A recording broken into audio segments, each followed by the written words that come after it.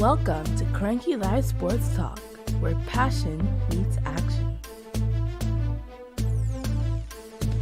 Hey sports fans, I am Kranky, and this is the Kranky Live Sports Talk, the podcast where we dive deep into the hottest topics, the biggest games, and the most controversial moments in sports.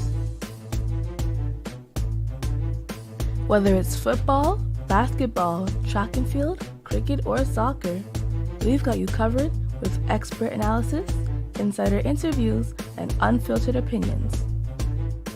Join me as I chat with the biggest names in sports, get exclusive insights and stories you won't hear anywhere else. Kranky Live Sports Talk is where you can hear the real talk, the hard-hitting questions, and the hottest takes. So, if you're a true sports fanatic, you don't want to miss out? Subscribe now to the Kranky Live Sports Talk on YouTube and hit that bell icon to never miss an episode. Kranky Live Sports Talk, where sports come alive. Subscribe today. Good afternoon. Sir Mike, with his man, he wouldn't even come here and say hello, Sir Mike. Sir Mike, you need to come to the stream and say hello. Say hello, Sir Mike. Say hello. You can't come to the stream and just stop up man you right away. Say hello, Sir Mike. Have manners, Sir Mike.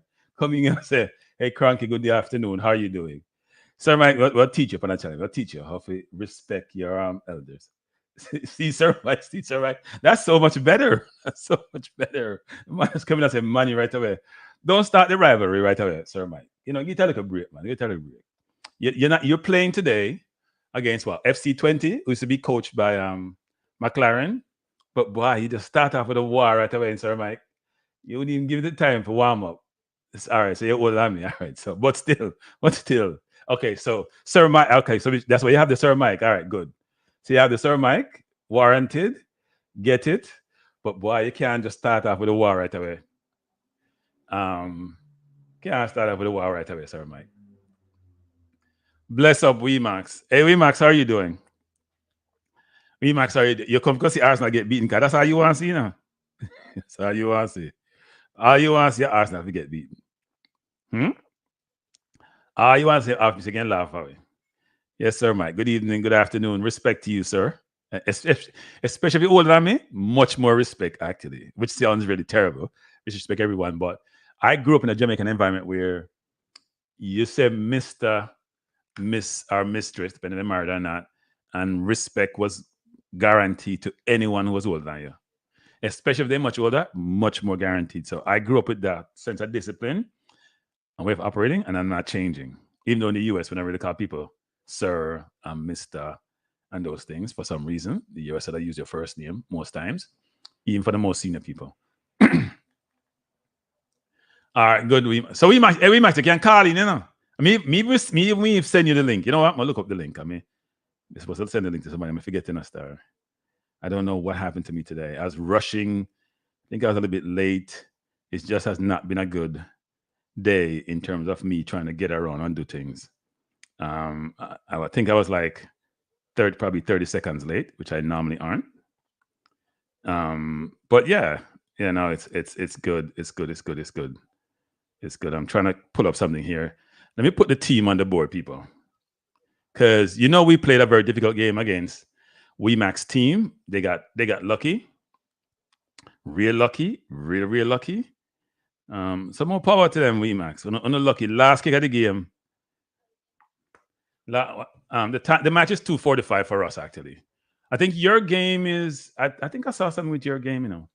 Your game is starting on Paramount also, the Man U FC20 game. All right, you're calling that halftime. All right, but if you want to link up, check your phone. You want to link up, check your phone. Wait. I'm here. I have some devices in front of me. Yeah, about 2 phone and iPad on 2 TV in front of me. Turn them down because I don't get in trouble with YouTube or copyright thing. I don't like that. So Arsenal plays Bolton today. Bolton, who were one time in the Premier League, people don't realize Bolton was in the Premier League, when they had the old Sam Allardyce and Bibi Gardner and those people. Bolton has fallen on hard times. So it shows you, if you don't spend wisely, you never know. You don't spend wisely, you overspend. Not a good thing. But you can see the Arsenal team here. And it's not a surprising team, people. It's not a surprising team. Jorginho didn't play against City. Jesus played just a small amount of time when Martinelli got taken off. Sterling hasn't started again this season. Saka only played a half. So I was talking to a friend of mine today, and the team we predicted, I think I was missing two. I didn't think Rice would play. I didn't think Califury would play. But most of it, we predicted the 16-year-old Porter to keep because at least I predicted, because I know Ray was a little bit injured from the game. So all those people saying Arsenal and Dark Hearts realize that now the players who went down, apart from Califury, are on the field. I don't think Arsenal. And think about it: Martinelli, Califury, Timber, all were taken out of the game, right? And team bad ACL from last year. Manu for life. Well, I don't know about Manu in this life because Sir Mike, you guys go in the opposite direction. Sir Mike, haven't you guys realized that since Ferguson left, and you guys have a lot of money, you probably have more money from a footballing standpoint, not from an ownership standpoint, than any team in the Premier League. Right? If you look at the commercial revenues you generate compared to any other team, you probably have the most money. You just don't know how to spend it. You just spend it poorly. You haven't even buy players who are sustainable in your team. You have no players you've acquired of late who can say, you know what, he's going to be a mega star. Like how Arsenal have Gabriel, Saliba, Califury, Timber, all have potential to be mega stars. And that's just the defense. You have none. Your biggest star in your team are Fernandes and Rashford. And frankly, those two are inconsistent. Yeah, no, we've heard that in the last, when Ferguson left, 2010? We heard that next year. But next year never come because it's always this year, right? But here's the Arsenal team, people. Good team. My main interest today is Sterling. How will Sterling play? Will he produce today? And I would love for Sterling to have a good game because even though it's Bolton and they're what? What Bolton now? League One? If there's Bolton, a good game would set him up good, give him some confidence because I'm sure he's running low on confidence. And for someone who's been over 100 goals in his career, it is tough to be where he is actually. Very, very difficult. But you see, Califury so look at these people. Califury, who played left back for us at the weekend, is a centre back actually. He plays both places. He probably played equal amount of game for both Arsenal when he was in Italy, for the teams he played for, out left back and centre back. So goes well for him. Since Ronaldo left, no, you weren't good when Ronaldo was there. The second Ronaldo coming around, not the first Ronaldo. When the first Ronaldo, when you win the Champions League, brilliant football team. When you had all those brilliant players, right?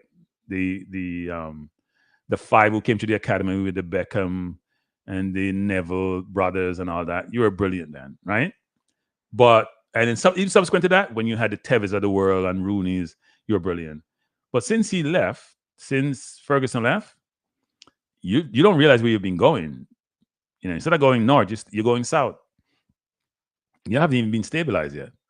And you can't seem to attract that manager that you need. You see like how we took a chance on Arteta and it's worked out brilliantly? You need to probably do something similar. Go find a Spanish coach because they're in style and see what happens. Find a Spanish coach.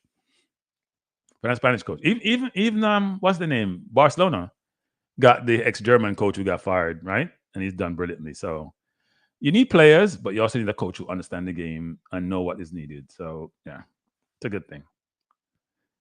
You're still relevant because you're a Man U, but your relevance dissipates year after year after year.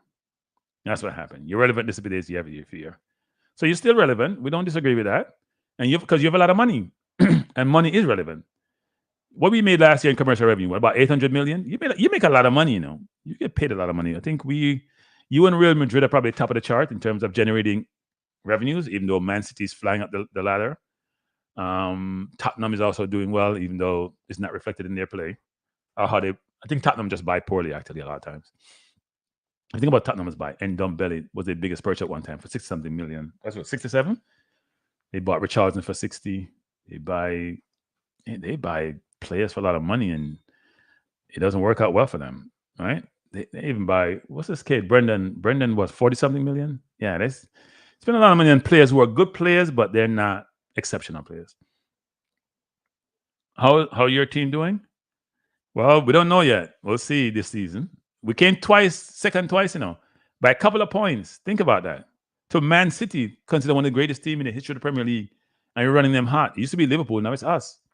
And you don't know what we have done. People don't see the strategy that all we do is, I keep telling Jamaica and Jeff this, leverage off who have done it and follow what they do. What did Arteta do? He went and learned from the best, and then he emulated their model. So you notice that we have 7 center backs for 2 positions, but those center backs are versatile enough to play. So who are the center backs? Tomiyasu, who's out injured, he's a center back for Japan. He plays right or left back. Timber is a center back. He plays right or left back. Califiori is a center back. He plays left or center back for us, as he's doing today. Kiwior is a center back. He's played left back for us, right? Who else we have on there? The only players who probably not versatile is probably Gabriel and Saliba. We haven't tried them there yet. Maybe Zinchenko. But all the players that we have bought of late, and we buy in big players too. Look at Califiori. Man, look like he's about 6'3", 6'4", big as a house, like them Italian stallion, just huge.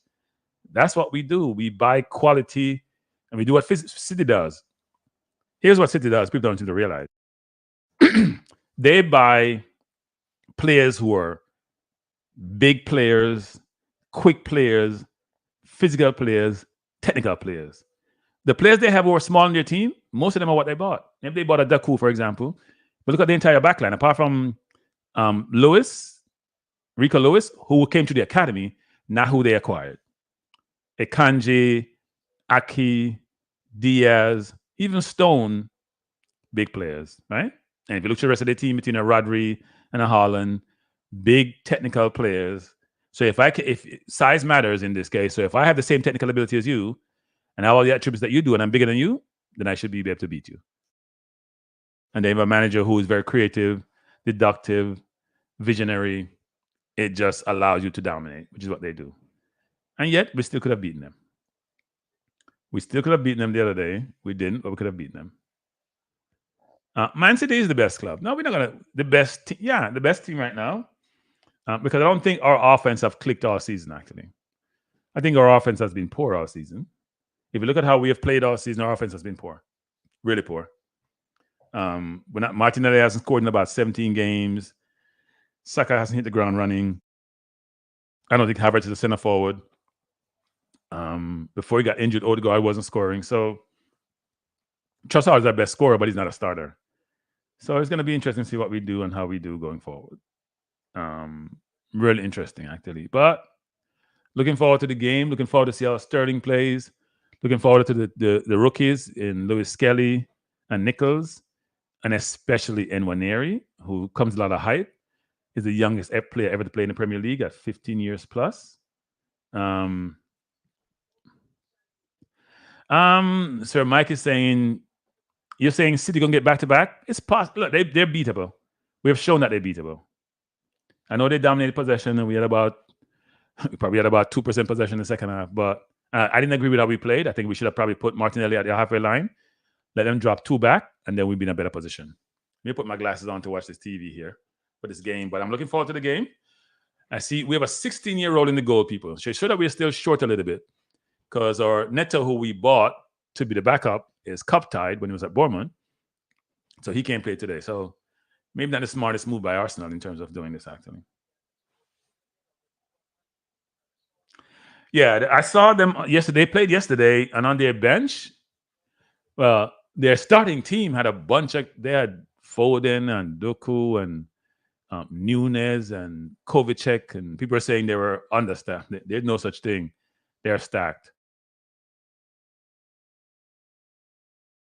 So don't disagree with you, Sir Mike. They're stacked. Yeah, Ogilvie Porter is 16 years old. Yeah, plays on the under 18, under 21. So not sure that works going forward. Actually, that's interesting. It'd be an interesting game, an interesting time for us, actually. But I want to see the kids play. I've been Arteta's biggest critic as it comes to using academy players. Last year, he had Nwaneri and all the academy players on the bench. When we had a nonsensical game. Who was it? Was it last year before against PSV, one of those teams? So playing those kids, because it wouldn't have changed our position.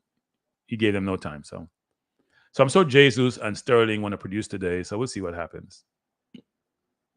We'll see what happens. Should be a good game though.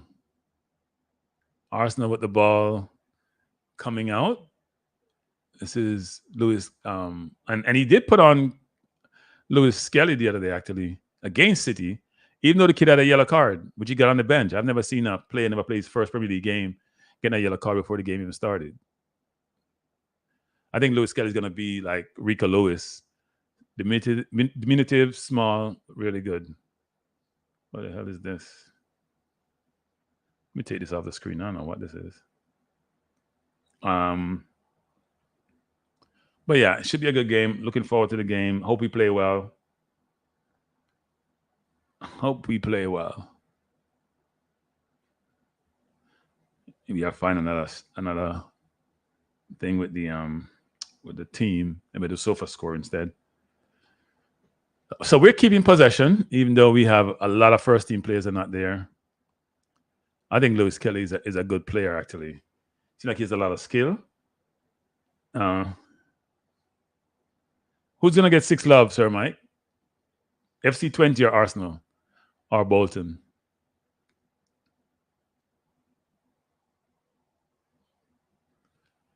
No, it should be a good game. Should be a good game. We have some youngsters. I want to see Nwaneri play actually. Good player. I want to see him play. Hope he plays well. Oh, Arsenal. Okay. Look, I think we haven't played well this season in terms of ball possession, nor have our front players scored. If you look at the 2 goals we scored this weekend, was our defenders scored. Our offensive players are not scoring that much, which is not good. Martinelli hasn't scored a goal in God knows how long. And frankly, I don't see Havertz as a center forward. Arsenal at the ball down the left side. Sterling trying to go around his man, out of bounds. I think it's going to be a goal kick to Bolton. Yeah.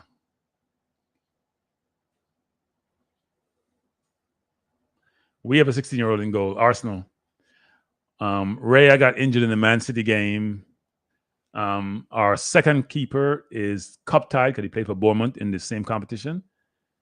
And we sent Hines out on loan. We sold Ramsdale, so we left ourselves short actually. I don't even know who's on the bench as backup teacher. It's on Paramount, Sir Mike. Game's on Paramount.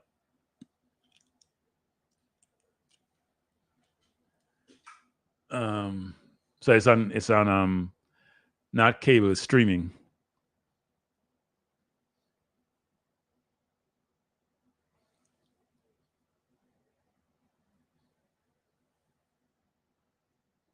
And let me see where if it's in where other parts of the world is in. If you're in Canada or Jamaica, let me see if I can find that. Actually, let me see if I can find that game. I know Liverpool playing West Ham today, also in the same competition. That game starts at 3 p.m. Eastern Standard Time. So let me see if the game is showing in Jamaica.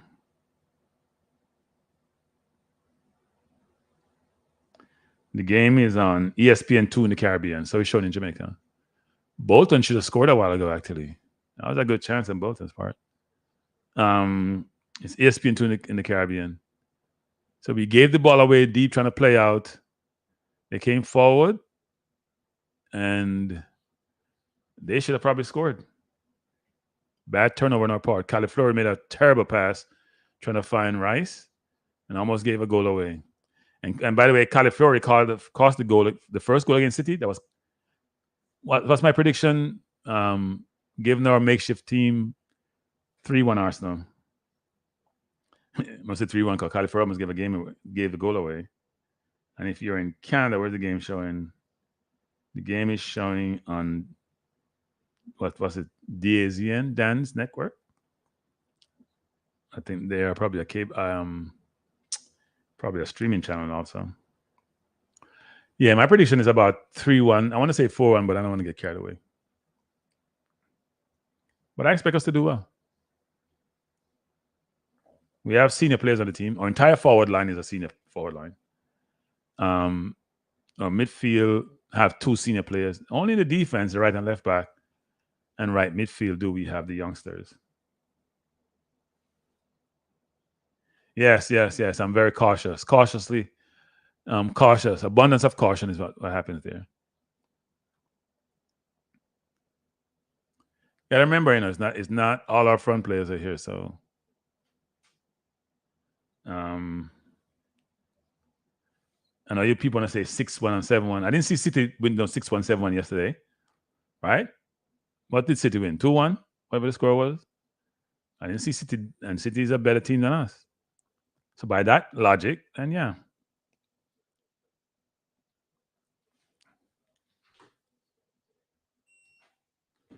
We haven't done a good job of keeping the ball this year. I don't know what's happening. We have bought so many defensive players. Um, Not sure we're not keeping the ball well. Not sure we're not keeping the ball well at all. We have to do it better keeping the job. I mean, nobody wants to be chasing the ball in football, right? I never understand logic. People want you to you keep the ball. Then how you're not enjoying the game?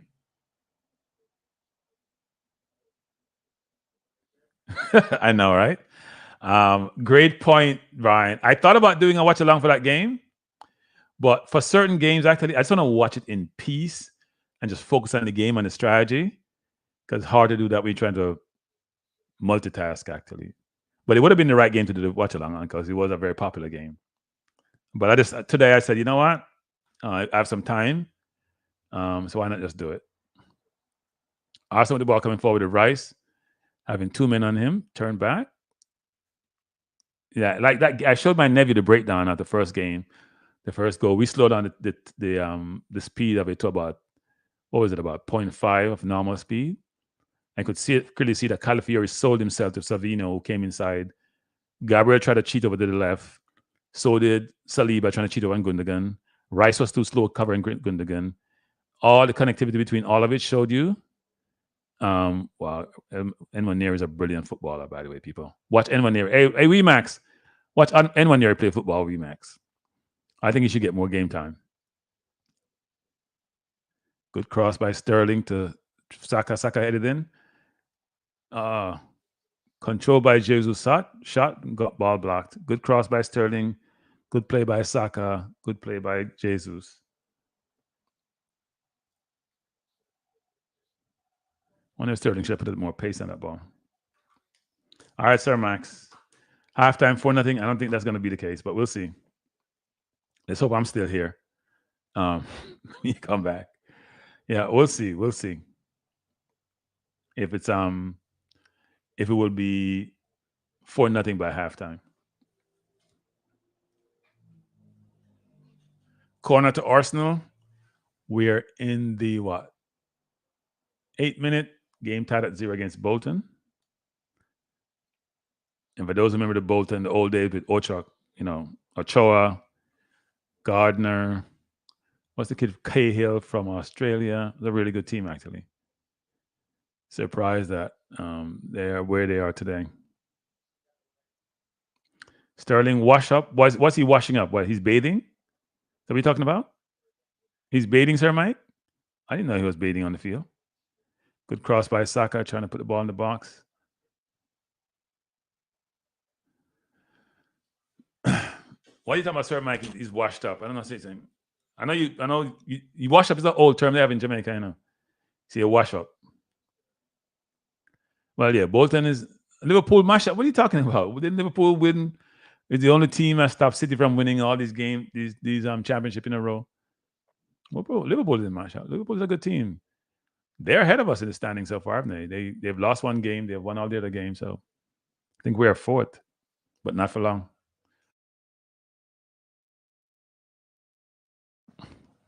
I think this Nichols kid that played for Arsenal is a Jamaican heritage, you know. He looks like he's about 5 years old. I think he has Jamaican heritage, actually. We should go look. We should go chase him down.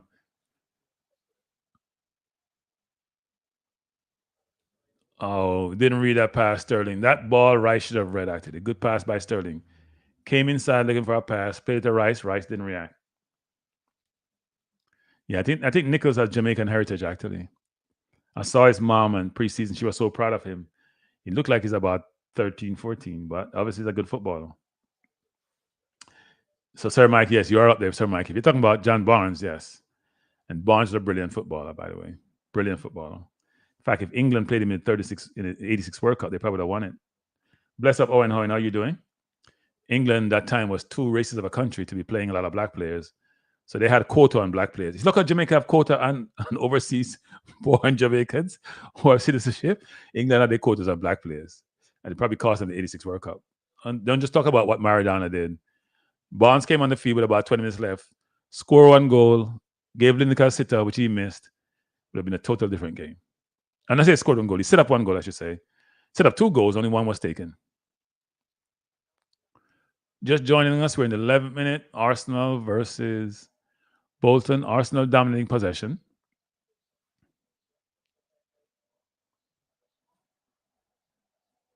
Hey, Owen, I got a message that somebody was calling my name. I know you guys watch all these channels.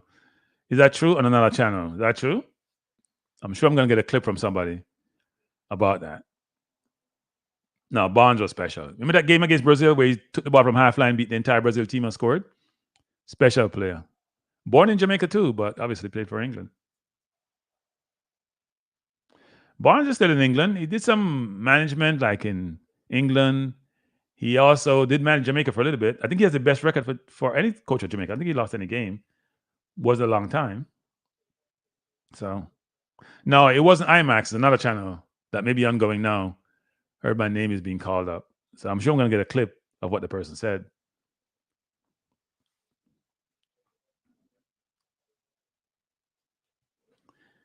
You call my name all the time, IMAX. What do you mean? You call my name all the time. What do you mean? I hear you calling my name. But normally I'm on your channel when you call my name. No, I heard the person was very derogatory, by the way. I heard it wasn't a good thing, actually. So we'll see. I'll get the information and I'll respond as I normally do.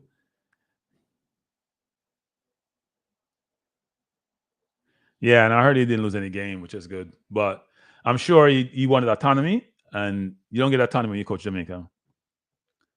Unless you're a foreigner. If you're Jamaican heritage, Jamaica born, you don't get autonomy coaching Jamaica. You have to be a foreigner to get that. They have a quota on who get autonomy in coaching Jamaica. You're fully Belgian. How are you fully Belgian? Have they accepted you? Can you speak French, German, and English? Or is it French, German, and something else that they speak over there?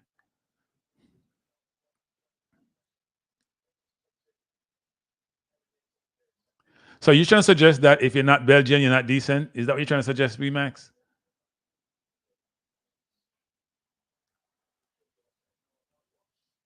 Why Kyrier don't just kick the ball out of bounds? Bolton played the ball over the top. Kyrier won the ball, let the ball roll out of bounds and give them a corner. So Nichols looked like he got pushed down by the forward. Referee didn't call anything. These referees aren't treating Arsenal good. Kyrier, I think the ball wasn't a corner. The ball hit the forward after it touched Kyrier. Yeah. Sometimes not worth responding. No. Hey, Brian Burke. I grew up in a certain motto, an eye for an eye. If you blast me, I'm going to blast you back harder. If you blast me back harder, I'm going to the base. I'm going below the basement. No, sir, Mike, I didn't. What match are you alluding to? What match are you alluding to?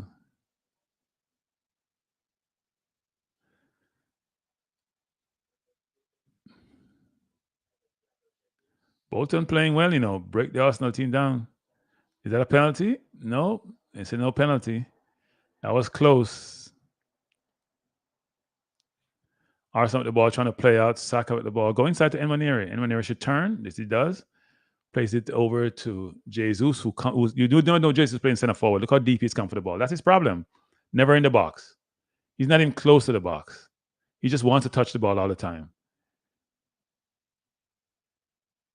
Always want to touch the ball. Sometimes you got to stay up the field, Jesus. You're not Harry Kane. You're trying to send Son through or Dele Alli. That's not you. Oh, Messi's team. No, sir, Mike. I didn't watch the game.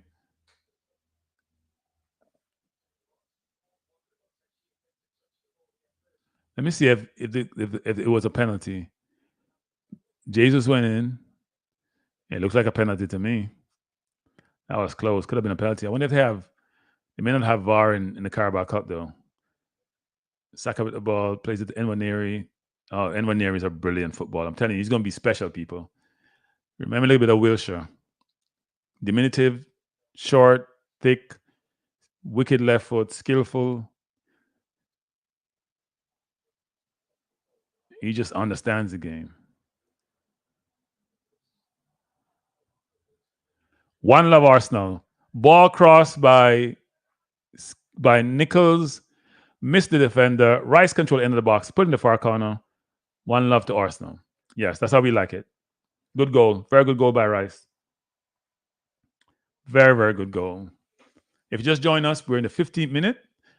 Bolton probably should have gotten a penalty. I think Jesus may have fouled the person in the box. Look like there's no VAR. And even today's football, anyway, they don't necessarily call those things anymore. They want the referee to make a decision on the field. Nichols crossed the ball, got deflected. Defender missed it. Rice picked it up, put in the far corner. Keeper probably could have done better, actually, to be honest. I'm sure he was shielded, but he should have done better. The Bolton defender looked like a League One player. Bolton was not robbed, actually. Okay, if you're gonna say Bolton was robbed, then we could talk about a lot of different robbing going on. We were robbed at the weekend, and we still fought back. They calling us a cheat? No, they're saying we do dark hearts. Here's the first thing about it, JD IMAX. Here's the thing about that, which people don't seem to realize. Calafiori, Martinelli, Timber all went down, all got taken out of the game. Rhea went down. It says dark hearts, not playing today. You have to play a 16-year-old. Okay, you know why? He's injured. The only player who's not playing today from Sunday is Calafiori, and obviously he had muscle cramp because he hasn't played a full game in the Premier League since he's been with us. Hasn't played football for a little while. So yeah, don't listen to the noise.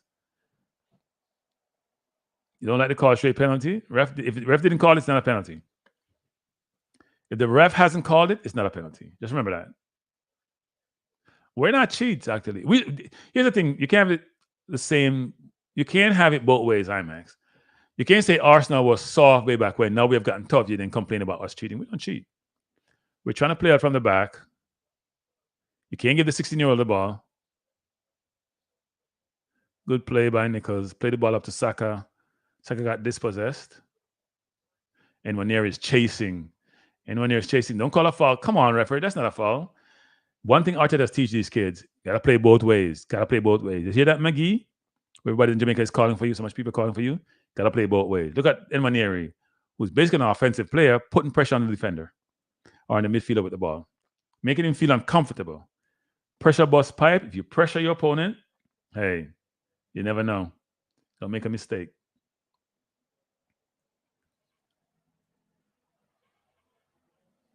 I want us to score 4 in the first half and then just relax. Give some of the other kids a run today.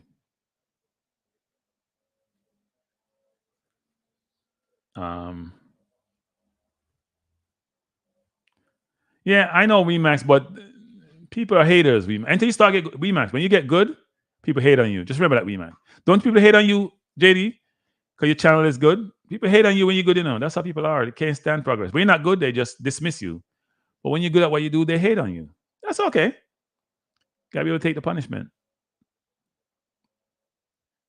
You can't watch a game like this anymore? Oh, Sir Mike. That's not a good thing. You can learn something. Arsenal can teach you something because you're not learning anything from watching Man U. That's for sure. You're not going to learn anything from watching Man U. You might as well watch us.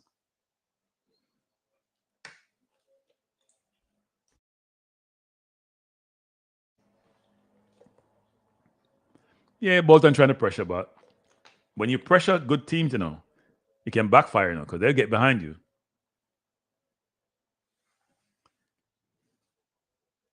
See, Sir Mark telling you it's a good game. It is a good game. Bolton has shown up. Oh, so you're complaining about the call. You complain about the call. Do you hear us complaining about calls about Trossard? We complain and we done, we move on. Game's over.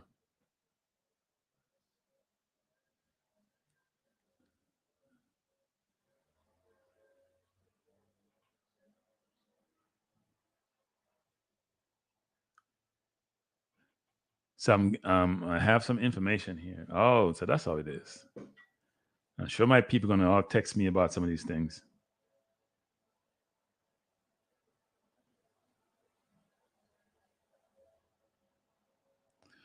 If you just join us, it's Arsenal versus Bolton. Arsenal leading by 1-0. Goal scored by Rice from outside the box, something we don't do well as a team. We got to do more of. Refs are deciding these games. Yeah, they decided the game again. The big game that we lost to we lost to City. You see that, people? I'm not going to say we tied with City. We lost to City because we should have won that game. And Nwaneri could have passed that ball. And Nwaneri should have passed that ball before. Saka with the ball outside on the left, trying to shield his man. Ball out of bounds to Bolton. Yeah, well, we don't have our best backline, right? We have one starter in the backline. Kiwior is not a starter. Kyle Flores plays left back. Nichols is an academy player. Lewis Kelly is an academy player, right? So, not shocking. Not shocking. Our forward line need to do better, though. I don't see Sterling on the ball at all.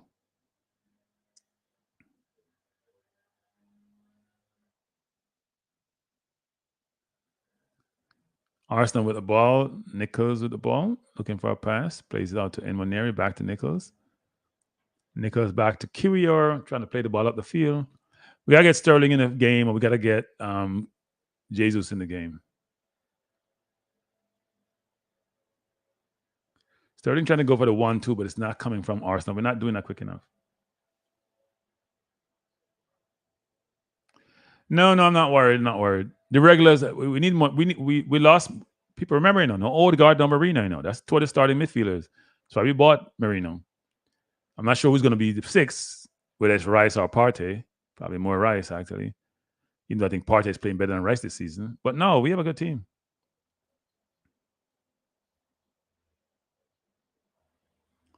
Yes, Brian Burke. I agree with that. You can't tell people in England that, though. Saka's stats are off the chart, but his play is not off the chart sometimes. What he does really well, he crosses the ball really well, and he's a very, very smart footballer. Really smart footballer. Arsenal with the ball, and in the half of Bolton, Saka has a man one-on-one isolated. Saka doesn't really lose the ball that much, That's one thing he does well. Oh, brilliant move by Saka. Brilliant pass to Jesus. Jesus crossed the ball back. Headed out by Bolton. That was a really good play by Arsenal. That could have scored actually. If the pace was a little bit slower from Saka, we may have scored. Saka overrated. Go look at the stats, Sir Mike. Stats matter. Trust me. Stats matter. We watch the game with our eyes. We don't watch the game with the outcome. It's not only about the stats alone, but the stats are important.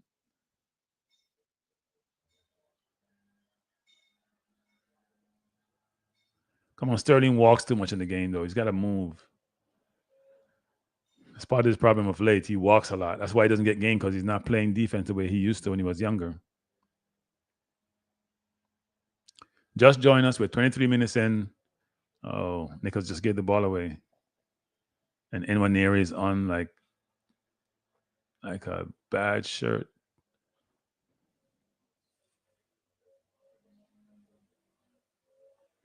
No, I don't think he's mashed up, but he's not getting any service anyway. We're not doing the best job of keeping the ball as a team. We should be dominant this team possession-wise, and we're not doing so. That's how City was playing against us. That's what we should be doing.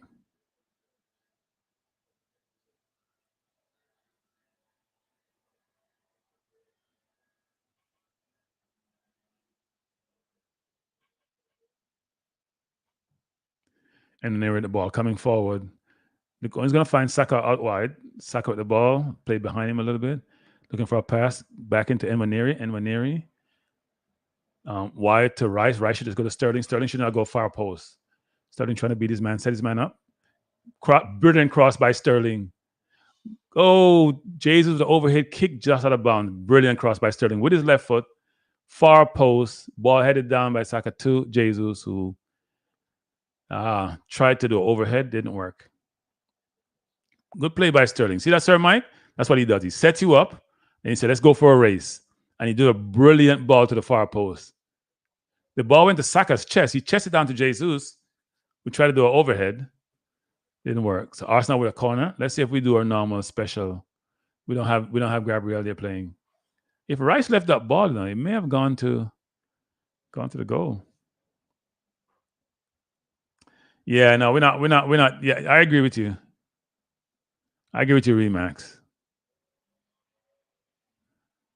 We need to slow the game down actually and play the ball around. Let them run around and we can create space.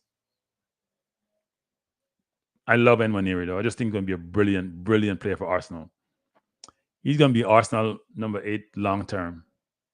Saka with the ball in the box, looking for Jesus. Try to go far post, out of bounds for goal kick.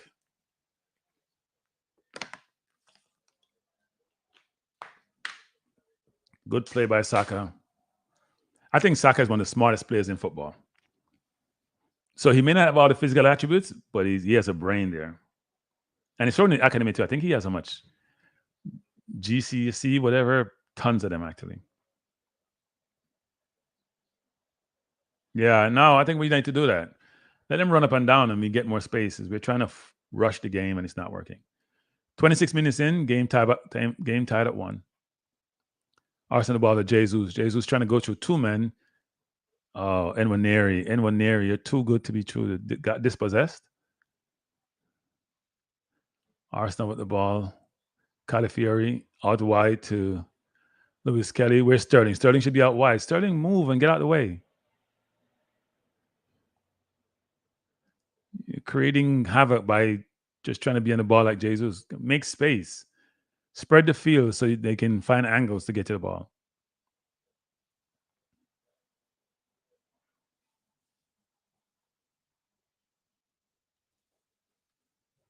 If you just join us, it's Arsenal versus Bolton. It's Carabao Cup game or Arsenal lead by 1-0. Goal scored by Rice with an assist by Nichols. And Nichols is the academy player.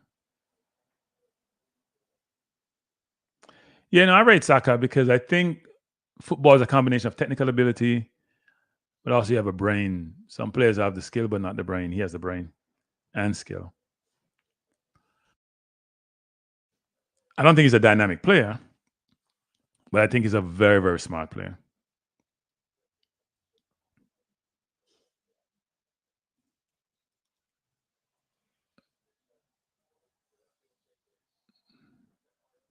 Arsenal with the ball, trying to bring it forward. Feet look a little bit slippery. I don't see Jorginho in the game a lot too. He should be controlling the game. Slow the team down. He's the senior person out there.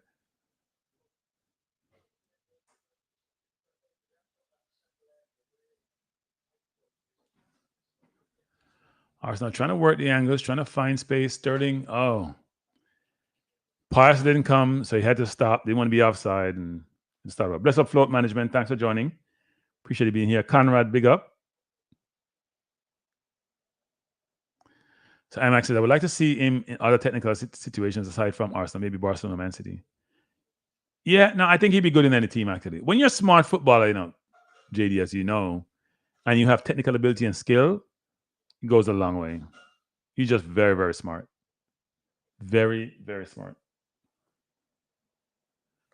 And also his ability. Good left foot, good passer, read the game well, moves well. Not the quickest player, and doesn't beat people down the line as much as I think he should, but he's a really smart footballer. And he works hard too.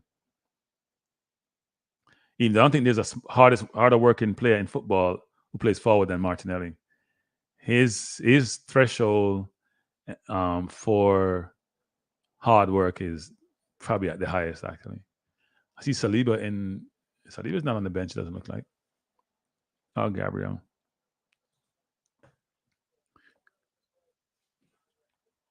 Sterling with the ball. Pushed his men off, coming forward, looking for a pass. Try to go inside, turn it over. Bad decision by Sterling. Really bad decision by Sterling. That turnover now caused problem for Arsenal. Bolton coming forward. Ball played out wide, trying to go down the line. Yeah, Sterling just made a really bad decision a while ago. Had time, had space, and turned the ball over. He's got to make a better decision. He's not in the game as much as I think he should be. And he just committed a foul. I think he's getting frustrated because he's not having the impact that he wants. He's not showing Arteta that he should be playing. Not a good thing. Not showing Arteta he should be playing at all. That cannot be good for him.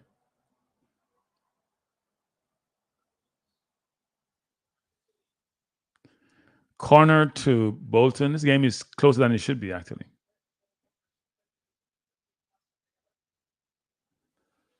Sterling got to do better. It's not impacting the game. Can't be a good thing. I expect our senior players to be more dominant in the game, and that's not happening.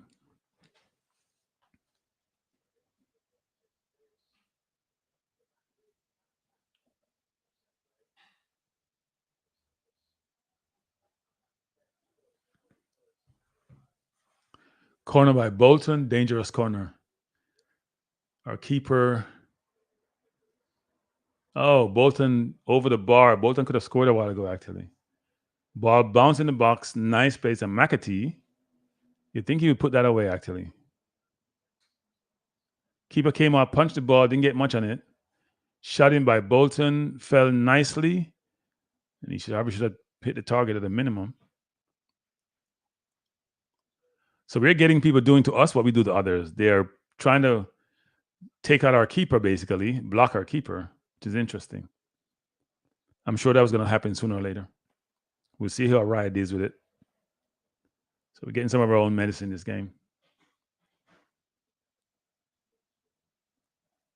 Look like Bolton may not necessarily score from open play. They're going to score from this type of situation.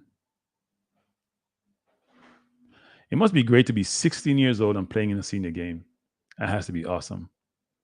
Even though it looks like a big 16-year-old. Arsenal ball coming forward. Lewis Kelly, the ball on the left. Sterling going to help him for the ball. It's too deep. He has no pass.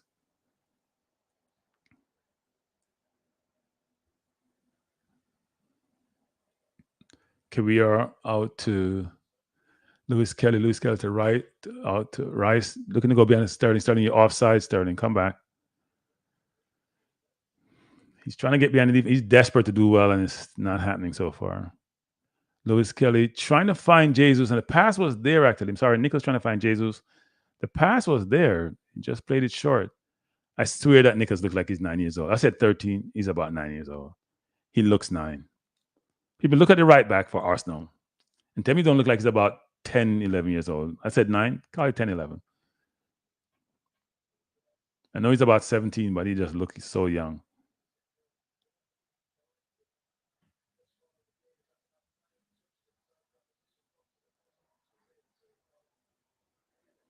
Calafiori with a yellow card. I'm not sure.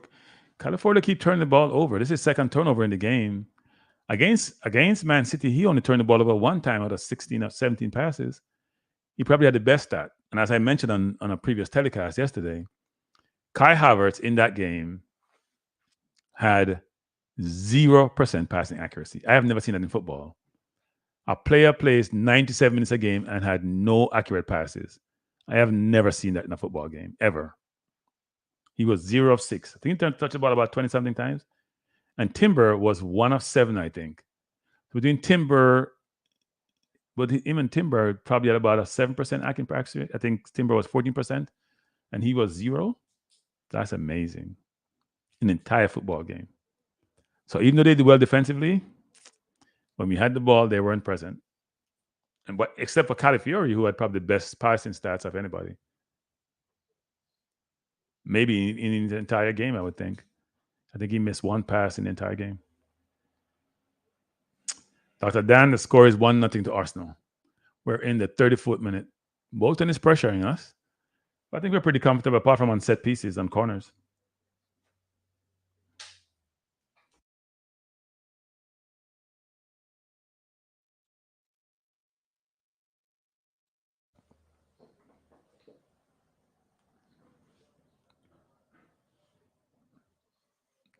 Arsenal with the ball. Bolton is not pressing us. If they press us, there has to be. Arsenal is complaining about a foul that wasn't called. Jesus got to do a better job of keeping that ball. Cross by Bolton. Wow. And Nwaneri trying to beat his man in the box. That's brave, and Nwaneri. Sacco the ball coming forward. He has the beating of his man. Play the ball into Jesus, who just back it. Try to back it to Nwaneri. The right play, but he missed the ball. Oh, that was Sterling trying to back it. Is that Sterling? Yeah, I think that was probably Sterling. Thought it was Jesus. What was it? Yeah, Sterling tried to back it, which was the right play. No. Yeah, it was Sterling trying to back it, but that didn't work out. Oh, Bolton is behind, and they're gonna score, and Bolton has scored. Is it offside? Must be offside. Yeah. Sterling, you have 35 minutes. You're running out of time to prove yourself. No, it's a lot of pressure, but you gotta do better. Bolton didn't get the ball in the net, but it was offside, it looks like.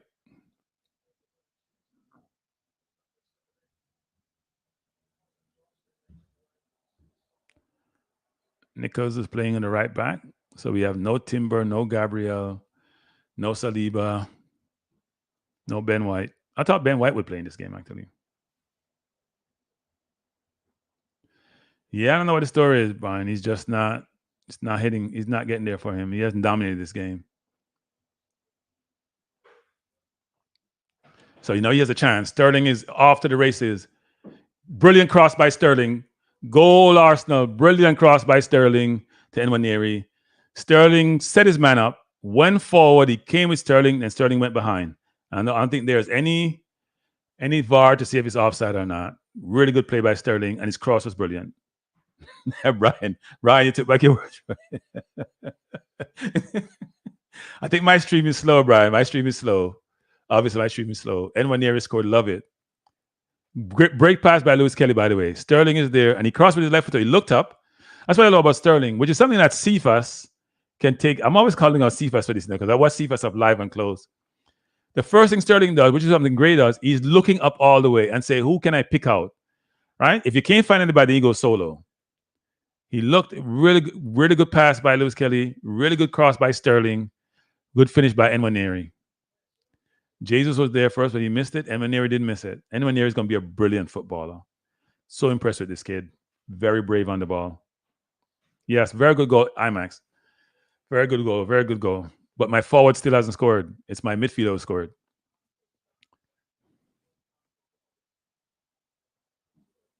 Who's the best IMAX?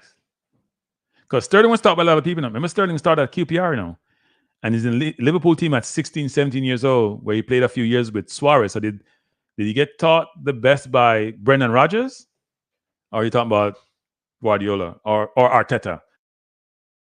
I understand on the playing field, Arteta did most of the coaching. That's why Arteta was so highly rated. So you got to be careful with that statement, IMAX. He was taught by a number of people. And you got to be careful about it. And he's playing for the coach who taught him the most, I think. But people don't realize how well Arteta was rated before we got him. Highly rated. It's very interesting where a junior coach is so highly rated who hadn't Nwaneri is going to be a beast. You hear me talking about Nwaneri so much because his defense is really good. Bolton coming forward. They have 4 men out wide. Good play by Arsenal defense. We have a young keeper. You got to protect him. Ball out to Lewis Kelly. Lewis Kelly is going to be a baller. He reminds me of Rico Lewis a little bit from Man City. Small, diminutive, but he can play football. I think eventually he should be a midfielder. Ball up again to Sterling. Sterling it looked like it's going to be away again. Sterling had his man one-on-one, now being double teamed. On the right, bamboozle Sterling. Corner to Sterling. No, referee says a goal kick. That's crazy. No, I think it's a corner. But he gave a goal kick. Sterling is not happy.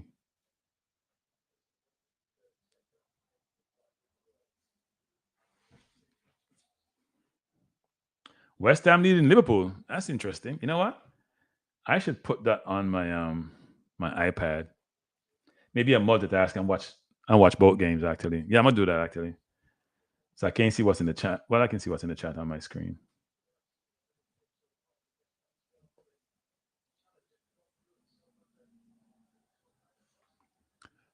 Let me see if I can pull up the Liverpool game. I wonder if West Ham playing their best team because West Ham bought. Can you guys hear me? Somehow I'm getting echo here.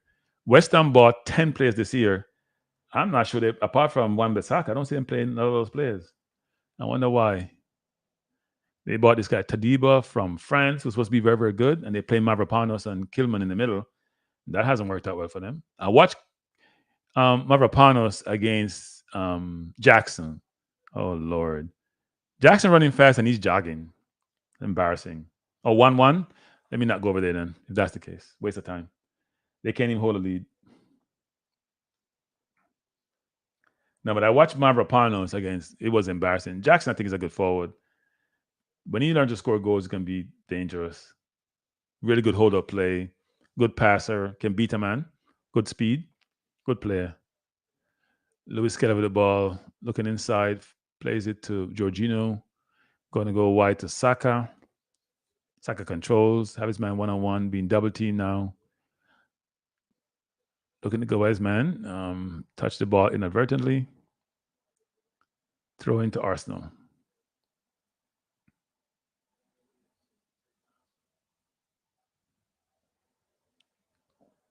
Rice with the ball. Go out to Sterling. Sterling with the ball. He's probably going to go try to go far post. Yep, he went far post. Good save by the keeper. I could know he's going to go far post right away. Good save by the keeper. From you look, hold his head up, you could see that actually. I think Sterling is dying to score. It's a good shot, but and the keeper should save that. He's got to try to go far corner. Try to go far corner, but not enough height on the ball.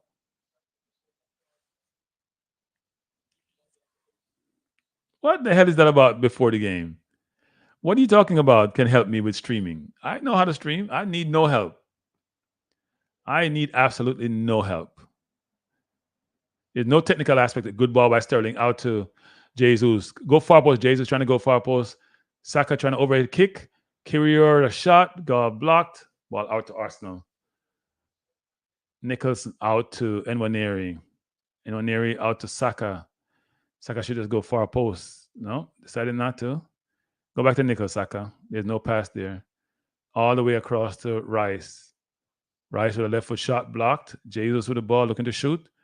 Blocked again. There's no height on those shots. Arsenal committed a lot of men forward. Yes, Max. Ask him exactly what he's talking about. Because I have no idea what he's talking about.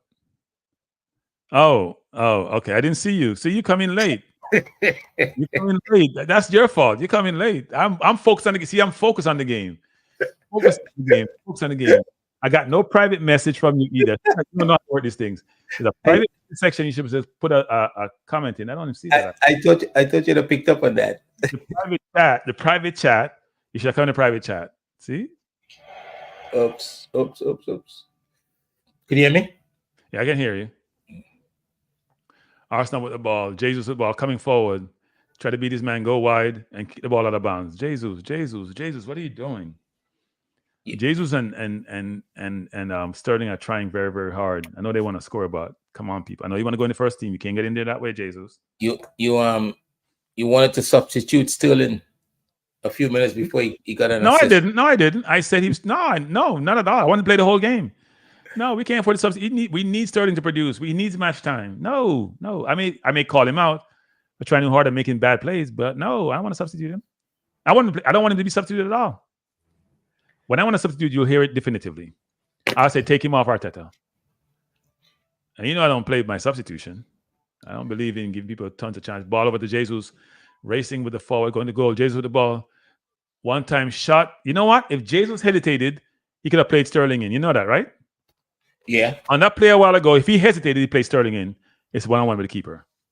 He's trying a shot which he didn't have to try, actually. So he's going towards the goal with number 5. He won the ball. I think he looked like he handed the ball too. Why is he shooting there? He doesn't know where the goal is. I don't know what he's doing there. Trying to surprise the keeper.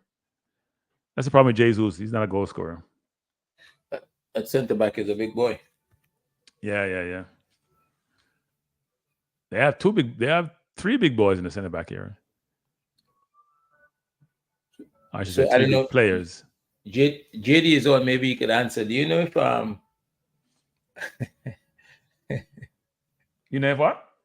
I'm being controversial? Do you know if JD, we max it and I max it is the same person?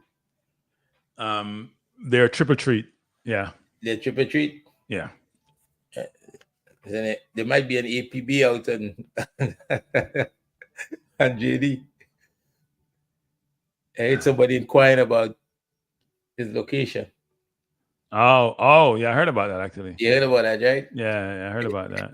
Is he where is he? I think they're looking for him. Yeah. You're wanted. Yeah. I hope it's for a good reason. Who's down? Is that Sterling down?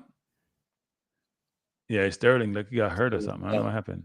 He got hit in a very private area, looked like. Yeah, he's gonna be all right. Yeah. So I heard my name was being called up on a channel today, for the game. Your name was being called on the channel. Yeah. Disrespect too. I heard that. Yeah. Somebody have the audacity to say, Kranky said XYZ and the host lost it. Is what my understanding is. The host lost it. But I'm gonna get the information and I'm gonna look at it and then I'm gonna respond. Because you know I have to respond, right? Yeah, I know you're gonna respond. You know I'm gonna respond. I'm gonna respond. I'm like Shannon Sharp when it comes to these things. I'm gonna respond. I'm gonna get the information first. I'm gonna respond. But JD said it has to be by mistake. No, JD, it wasn't by mistake. So you heard it then? Yeah, I heard it. Oh, so JD's not respect. People looking for you, JD. Think you see if in Belgium is still there. You think it's JT instead of me.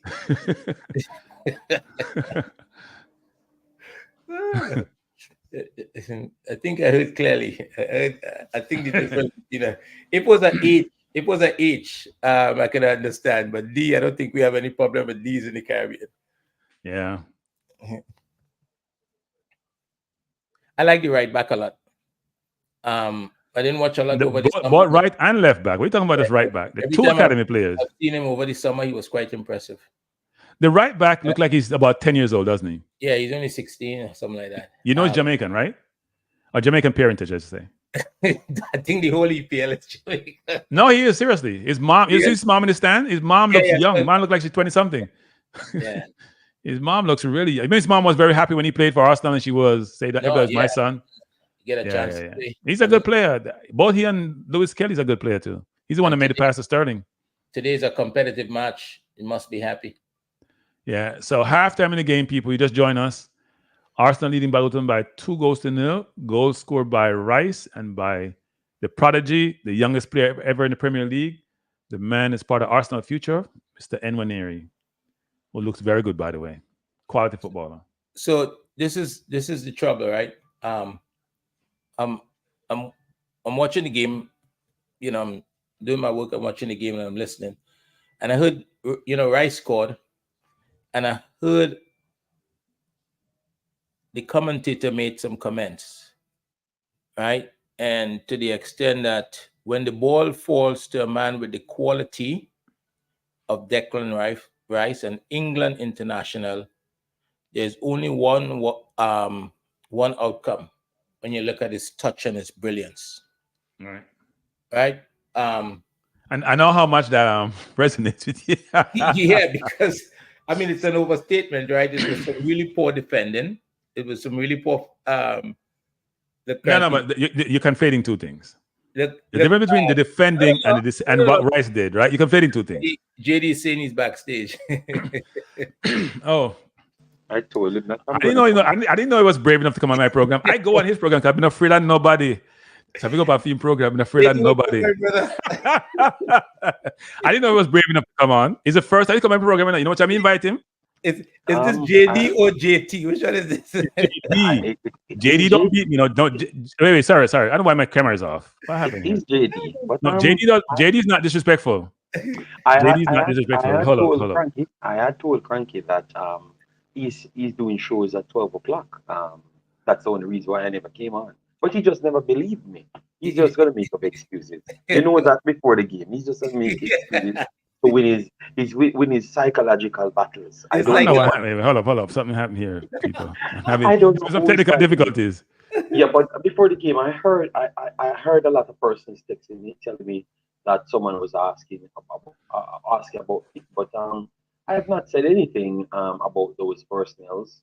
I think it was Jay Taylor building streams on those personnels people names. I don't okay. do controversial streams. I'm just a straight analytical person, and everything that I say, I can prove. You understand me? Uh, Yes. So Yeah, I my think it's camera Jay crashed Taylor. actually. My well, second maybe it's camera because crashed. where you're located. There's a lot of football there. Yes, a lot of football here. Where I'm at is in Antwerp. I'm in Antwerp. I'm not. It doesn't matter if a Jamaican want to search for me. I am not a soldier. I'm not an ex-soldier like Kranky, but I am not afraid. All right, I am not afraid at all. Yeah, I mean, me, I say, I'm gonna ask for you. I am not afraid, Kranky. I am not. I have not got the Me sauce say the because man I'm in never ask Belgium. for you. The man never ask for you. The man never ask for you. So why him there? We are look for him. And man said, no, So in my hideout someplace in Europe. And I said, which part of Europe him there? Because we know Europe well. Kranky, We have Kranky, license from Malta. We have license from Malta. We have big what F license from Malta. We have license So from Malta. Cranky, when he wanted people to go to Ghent to pick up things for him, who did it or who he wanted to do it? So he must know where I'm at. Ah, okay, So okay, that okay. can't be true. That's what I'm saying. It can't be me. That's Oh, what and I then heard he the man said, ask for yeah, you. okay, fair Can't enough. find you. Him can't find That's you. the same. Can't find you. Can't find Just you. don't. Can't find you. No, Man I said heard you, hide. but I'm on. Yeah, but Cranky, I had a stream yesterday, and a guy came in and said, oh, wait until him catch me." And I Oh, said, "What do you mean Like by a that? fish. Like a fish. Like a fish. no, but that's not good.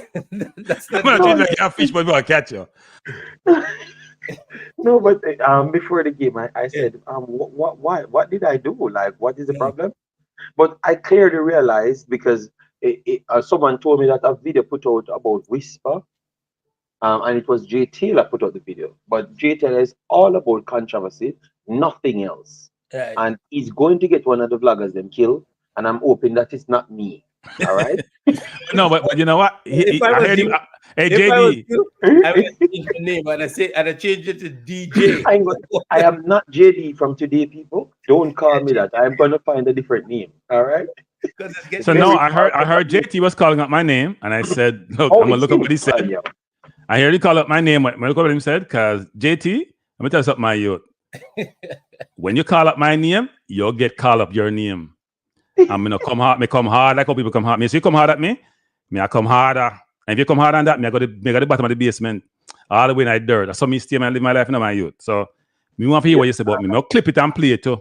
Whatever you say Yeah, about me, clip it and play it. I don't think it's worth it to No, answer no, no, no, no, JT. no. JT, JD. People know how I operate, JD. okay. I'm very fair to people. I respect everybody. You said when I said JD my channel, you heard me say this already, right? Which is I have nothing to say about my friends in public space because they're friends. I should be talking to them one-on-one. And I don't want to say anything about YouTubers. Only YouTuber I may talk about because I don't really remember YouTuber. It's a traditional media. Is Maverick.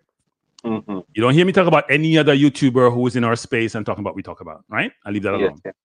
right? But Maverick, I think, is traditional media. I can talk about traditional media. But what I've realized, Cranky, I've realized that you have for some reason because I was going to say this thing the other day, he complained about Ryan LFC and his platform when I just met when he was just starting, and I think he's doing the identical thing as Ryan LFC. It's all about shock value. It is not Yeah, about football. You yeah, understand me? So what he needs to do is to respect the other people and that take their time out to do football and just know that you're surviving in the space because the others are doing football.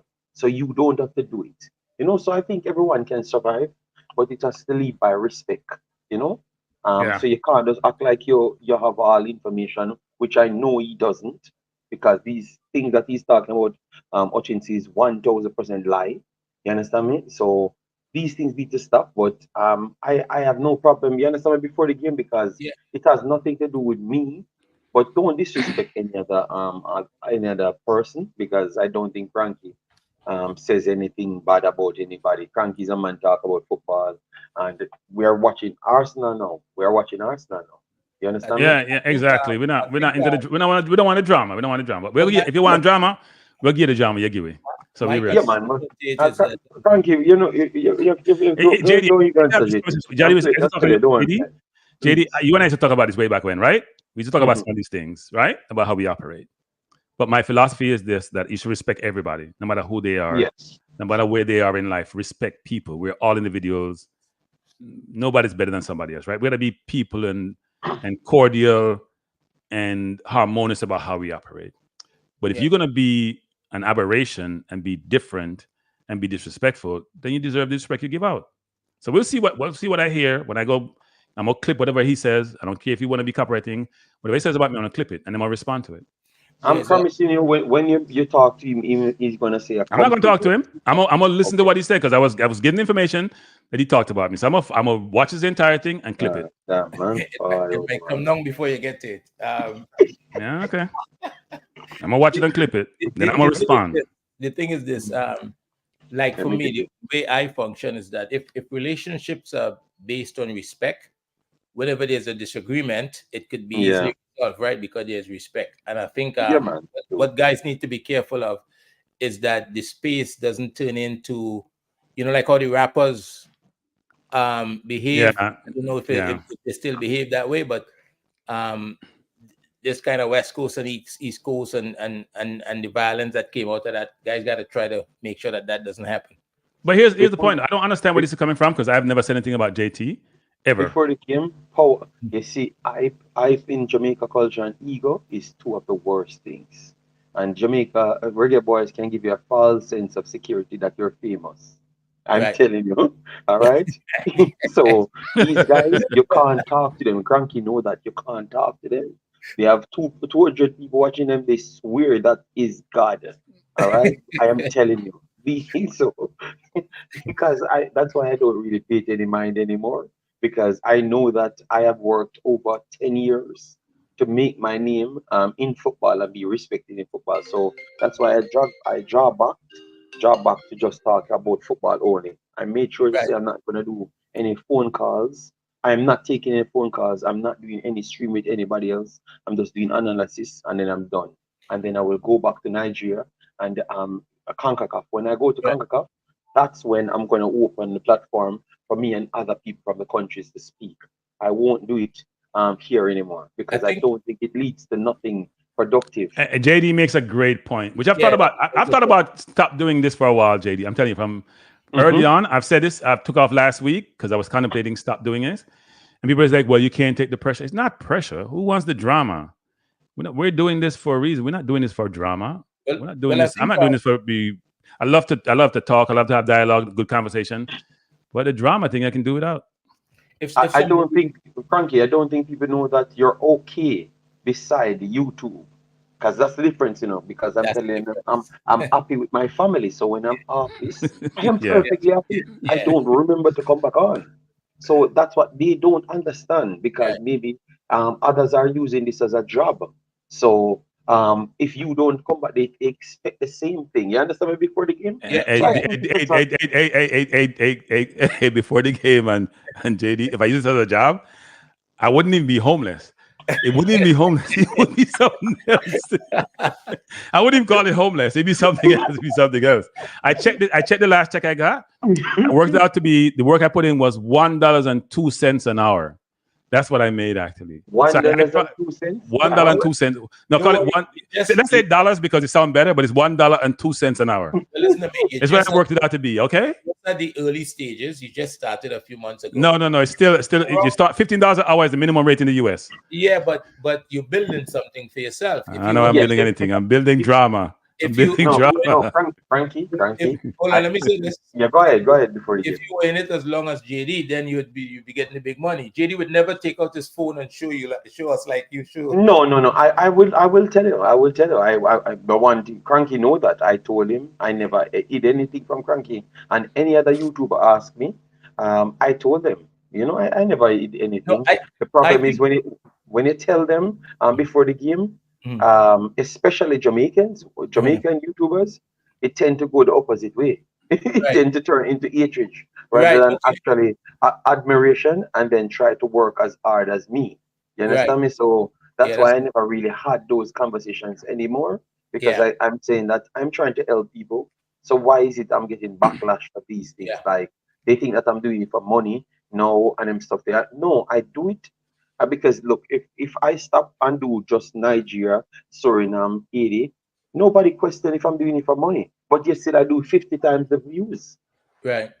So why when I come here now and I'm doing my job, watching games 3, 4 times over, then people would want to say that I'm doing it for money when I am doing the work that nobody else want to do. You get me? Well, Should I not get paid for it? Unlike me before the game, JD's not a football elitist. I am. I only watch certain teams. I told you that JD watch anything. I can't do that. Football now. It's the only how you increase your understanding of the game. You got to watch it at all levels. Look, Yes. at the end of the day, I want to be an expert from day one with the Premier League and World Cup and Euros. I'm not doing the other stuff. But before the game, but I'm not lowering my standards. I'm not lowering my standards. No, Kranky can't do that. You know why I beat before the game? Because I break out on YouTube. I'm doing youth 15s. right. So how can I start break out on U15? And it was not Jamaica, it was actually Nigeria and Haiti. I broke out because I have maybe the biggest following in both of those countries.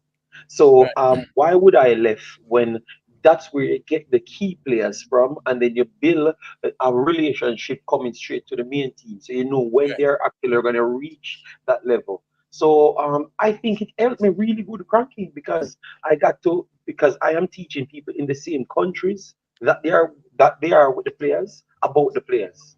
So you know what, JT? JT. I'm gonna do. You want to do? We should do two things.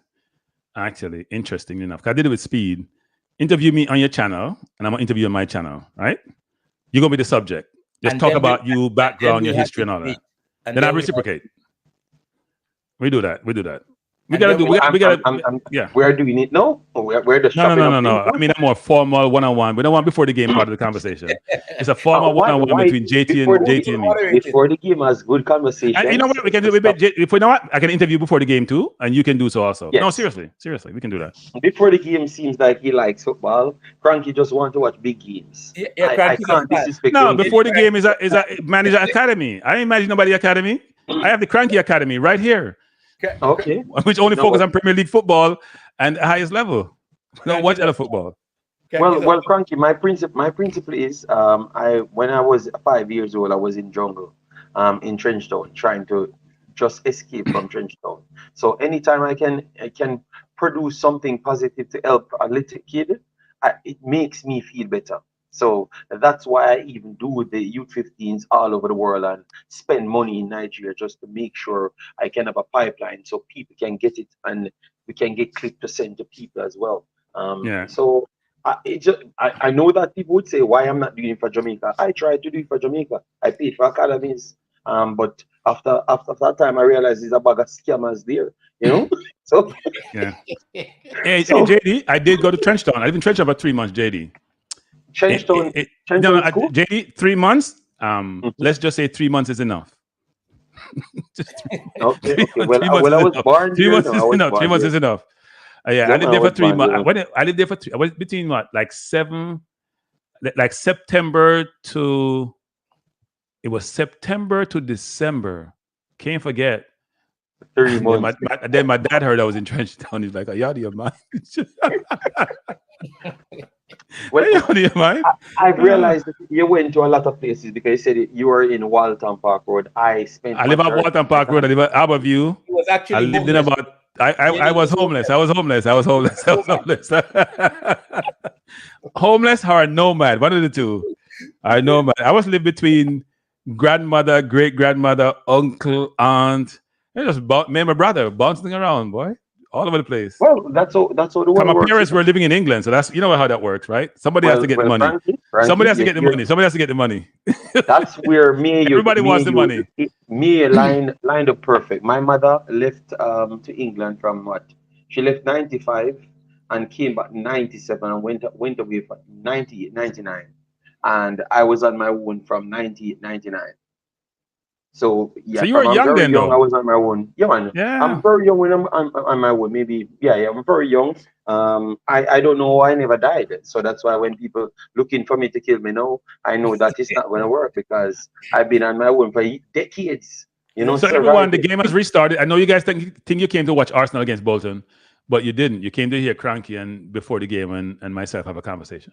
But Arsenal with the ball going forward. Nicholas crossed to the far post, headed out for a corner to Arsenal. Yes, go ahead before the game. The conversation is If good. I used to roll with Bob Marley. And I think Damn. No. No, I didn't roll with no Bob Marley. I had a friend of mine who was to tell me that Bob used to come play ball where they were down by Matches Lane, carrying skill gold boots. He wasn't a baller. He's a carry before he got big. He's a carry skill gold boots, and we loved to be around the baller. So Bob loved football. He just wasn't good at it. the Caribbean, like when JD said it resonated with me, and JD said he was trying to escape, right? Because a lot of us feel I feel the same way too, right? Because the lack of opportunity sometimes, most times lead to people getting involved in difficult situations. So I kind of feel fortunate that I was able to escape. And you look back and you try to help, but it's trying to help is difficult, right? It's very difficult trying to help. So Before the game, 100%, because my father died the same year when my mother left, like maybe 2 days after. So I was on my own the whole time, and believe me, that's why I've always tried to preach to people that take life serious. But I smile, but everything I do take it serious. I do it with a passion, you know. So right. yeah, because you can't waste time, man. You know, you can't waste time. So Cranky, I understand Cranky. I have an understanding with him. You know, sometimes he lets his ego get a bit of him because yesterday he I sent me don't a have. bad I'm not. I'm not. message. I'm Jamaican. We don't have egos.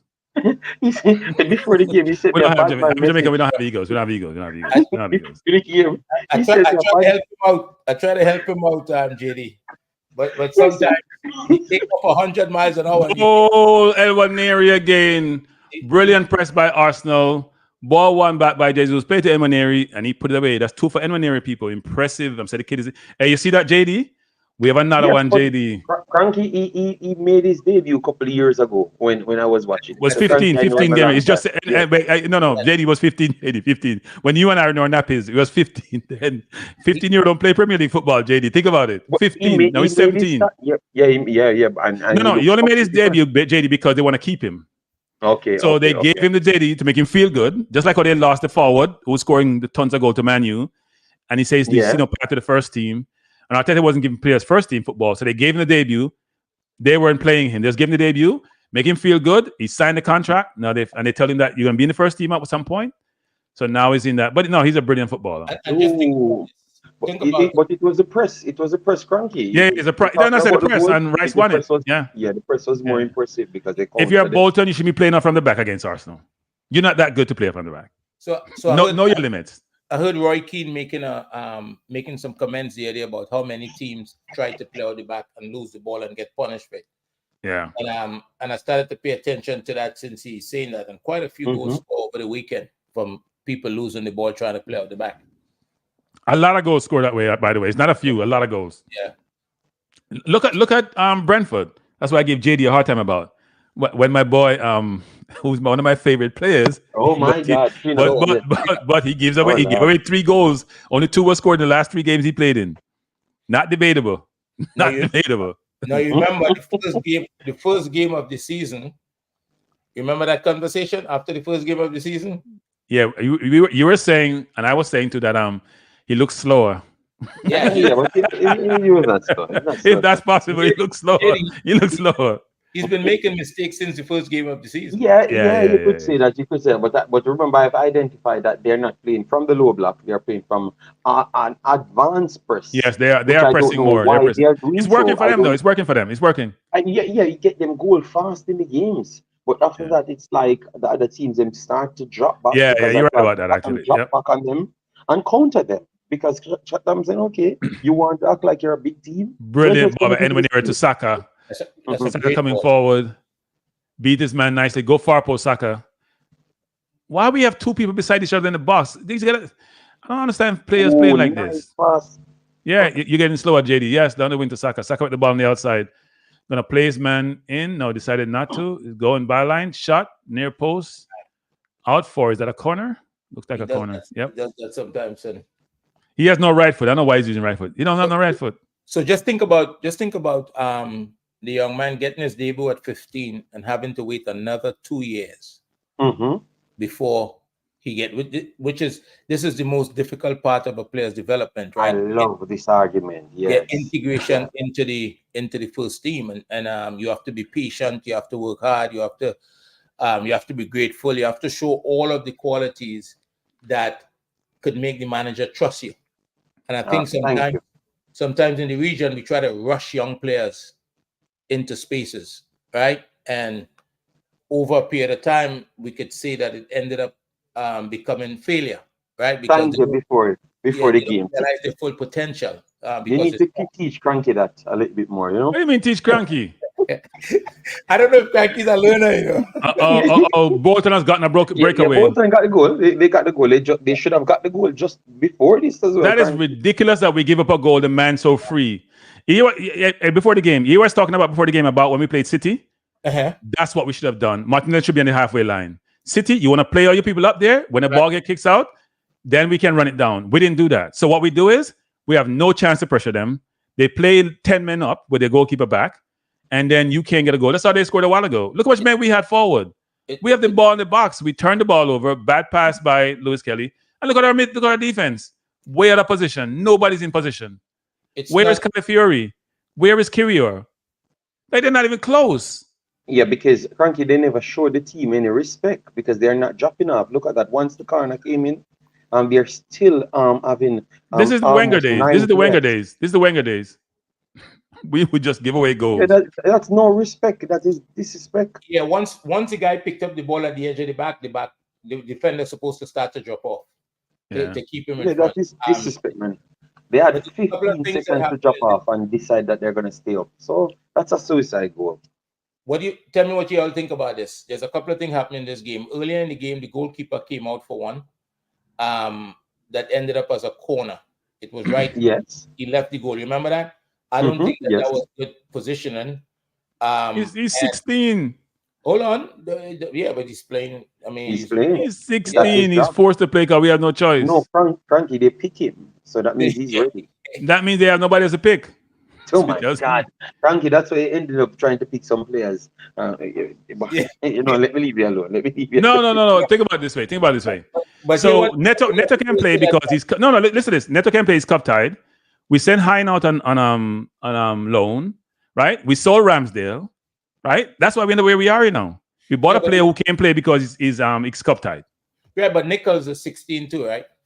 Nichols is 17. No, Nichols. 1 year is a big difference. No, he's 17. He's 18. He's 18. Sorry. Yeah, he's not 16. He's not 16. 18. He's not 16. But listen to this. You didn't say anything about this just now. Calafiori did exactly the same thing that Trossard did against City the other day. Which is? It went unnoticed here. He pulled the shirt unnecessarily, the player's shirt, and got a yellow card. No, we noticed that. That's the first half. Yeah. It's after Sunday, you don't expect them to make the same mistake. No, they did because Trossard did the same thing Rice did. So they make mistakes, same mistake. They don't learn. Well, and Trossard this year was even worse because after he got a yellow card, right? To win the league, some learning needs to take place. Is the pre-debate show? I'm not debating JD. I like JD as a person. I don't want to embarrass him, so I'm not debating him. Jesus, God. Why you Kranky this? Is that a concession? Just stop. Let me say this. I don't want JD to embarrass me, so I'm not debating. I want JD to embarrass me, I'm not debating. I think that would have showed a little humility. I don't have anything near humility. We have to go buy it. I don't have any money to buy it. so wait now. Is back down your back and down, Kranky? No. Back what? Rastaman don't back nothing. Rastaman don't back nothing. Rastaman I'm back and I see him sentence. Rastaman I'm back and I see him sentence. Before the game, the man ego is different. The man texted me the other day. I said, Kranky, I'm going to pick the kid from the school now because the gate is about to open. Kranky text me, oh, you better. You're glad you don't open that line because I would have beat you like Hey, your father. before the game, me call him and shut him phone before the game. Me call him and shut him phone. He shut him phone. He shut out before the game. Before the game, he shut out the phone right away. It's not work. I have to go. I have to go. Me say, me glad you leave. You're glad you leave, my youth. You save yourself. You save yourself. Hey, the Dow is down today now. 293 points. Hey, me retire na Dow. Nobody think Dow. Nobody think the Dow. I'm retired. I need no money. And keep it at home. No. Keep that at home. It's a madness. Lewis Kelly looked like he got hurt a little bit. 56 minutes in, people. Arsenal. I predicted a 3-1 score, not JD. So I had my prediction is right so far. It's a 3-1 score I predicted. Frankie, you have to look at the game still. You have to, even though I know this is a mixed squad, but you can't have Bolton getting away with so much opportunities. Yeah. What will you say before the game? No. JD. I don't worry about my defense, JD. I don't worry about my defense. No, hold on. Oh my regular team defense is the best in football, in world football. Kranky, best in world football. When I take that back, best in world football. Kranky, this game could end in a scrambling. Huh? This game could end in a scramble. This game ain't been no scramble. We're gonna score more goals. They're gonna try to score, and we're gonna get more chances. You cannot omit what took place. They had opportunities even before this goal. They had one. If he had just laid it off to the empty man behind him, it would have been a tap in. And he never made the best play. So you're giving up the first. Come on, Nicholas. What kind of pass was that, Nicholas? It would be great to get through this game and not have to play any of the first team players because of the short recovery time. What are you doing, Jesus? Cross the darn ball. Between the last game and now. But if this game get out of hand, which is not far from it, I mean the fact that they score, if they score again, the game is tight. So one game ain't gonna be tight. They're getting. I said 3-1, maybe 5-2 or something. Okay. Well, it shouldn't be 5. We'll change our prediction. We're gonna give another goal because the way we're playing, we don't have any respect for them. That's part of the problem. He's going to be out here cursing when it's 3-2. It ain't gonna be no 3-2. We're gonna score again. I'm telling you, we're gonna score again. Okay, all right. We need to control the game. Yeah, we do. We need a forward line to control the ball in their area. Do something better with it. Sterling and Sterling is not in the game. Where is he going to get service from? He's trying to play that 1-2 with Lewis Kelly, which he did in first half. It's not coming off. Come, Saka, rub the line, Saka. Our offense this year has not been good. Period. For the first team, second team, third team hasn't been great. JD, do you watch Arsenal all the time, right? Yes, man, I watch all the majority. If you said no, I'm gonna say you don't like good football team. But go ahead, I'm glad you watch it all the time. Tell me what you think about this. My opinion is that Arsenal. Yeah, go ahead. Because Kranky just a look war. Him say no on the clash before the game, and he's still looking fine every single time. I couldn't be his co-host at all, because I'm stripped out on a man for 20 minutes. Yeah, Brian, bro. Jesus is holding on to the ball and doing all sort of stuff, and he's not going anywhere with it. He's not playing well. He's trying too hard. I'm telling you, he's trying too hard. I don't think JD Arsenal will be as attractive as they have been over the years. Wouldn't be as fluent and as expansive because they've gone a little bit defensive. Yeah, in the way they play, and the players that they have, like Calafori, makes the team stronger defensively and a little more robust, but a lot more robust. But I think it chips away at the more of these type of players that you bring in, it chips away at the ability to be expansive and dominate possession. Even some of the teams that we should dominate possession again, I don't think it will happen. See, I don't like these guys coming in here into this Havertz and Gabriel coming on, by the way. Yeah, Arteta's seen enough. He's seen enough. Yeah, I think he needs to do it because if they score next goal, it might just take out too much pressure, too much legs out of the guys then. For no, he may put Lewis Kelly at right back, and put Kyrier moving on to left back, or is he taking Calafiori off? Yep, Calafiori coming off. Yeah, probably a good decision. Before the game, I think you brought up something very well there. But I would ask you, how much? It's more about maturity because the pieces that they brought in, even if some of them are younger, they still have a mature playing style. Right, like Calafiori. Because even though I heard the argument about Arsenal playing more defensive. I just think because City plays defensive, but you know what they do? They play defensive in a third that is more accepted. Because Right. if you have the ball playing it safe, that is still a format of defense. But Yes. people, like the average viewers, don't know that. But anybody goes through coaching know that it's still a format of defense. Yes. But City playing it in the mid third, Kranky, all of the time. But it's still defensive football. Look, but go ahead. Wait. Let me just answer this quick thing here. Exquisite is saying cranky life. So how in the game Arsenal versus City, I don't prove that defensive was not good like you think in the game. What are you talking about, Exquisite? What are you talking about, Exquisite? The defense is brilliant. Brilliant. That goal was Calafiori, as JD just said. Calafiori don't understand how we should be playing. Calafiori, again, pointed out to you, caused that goal.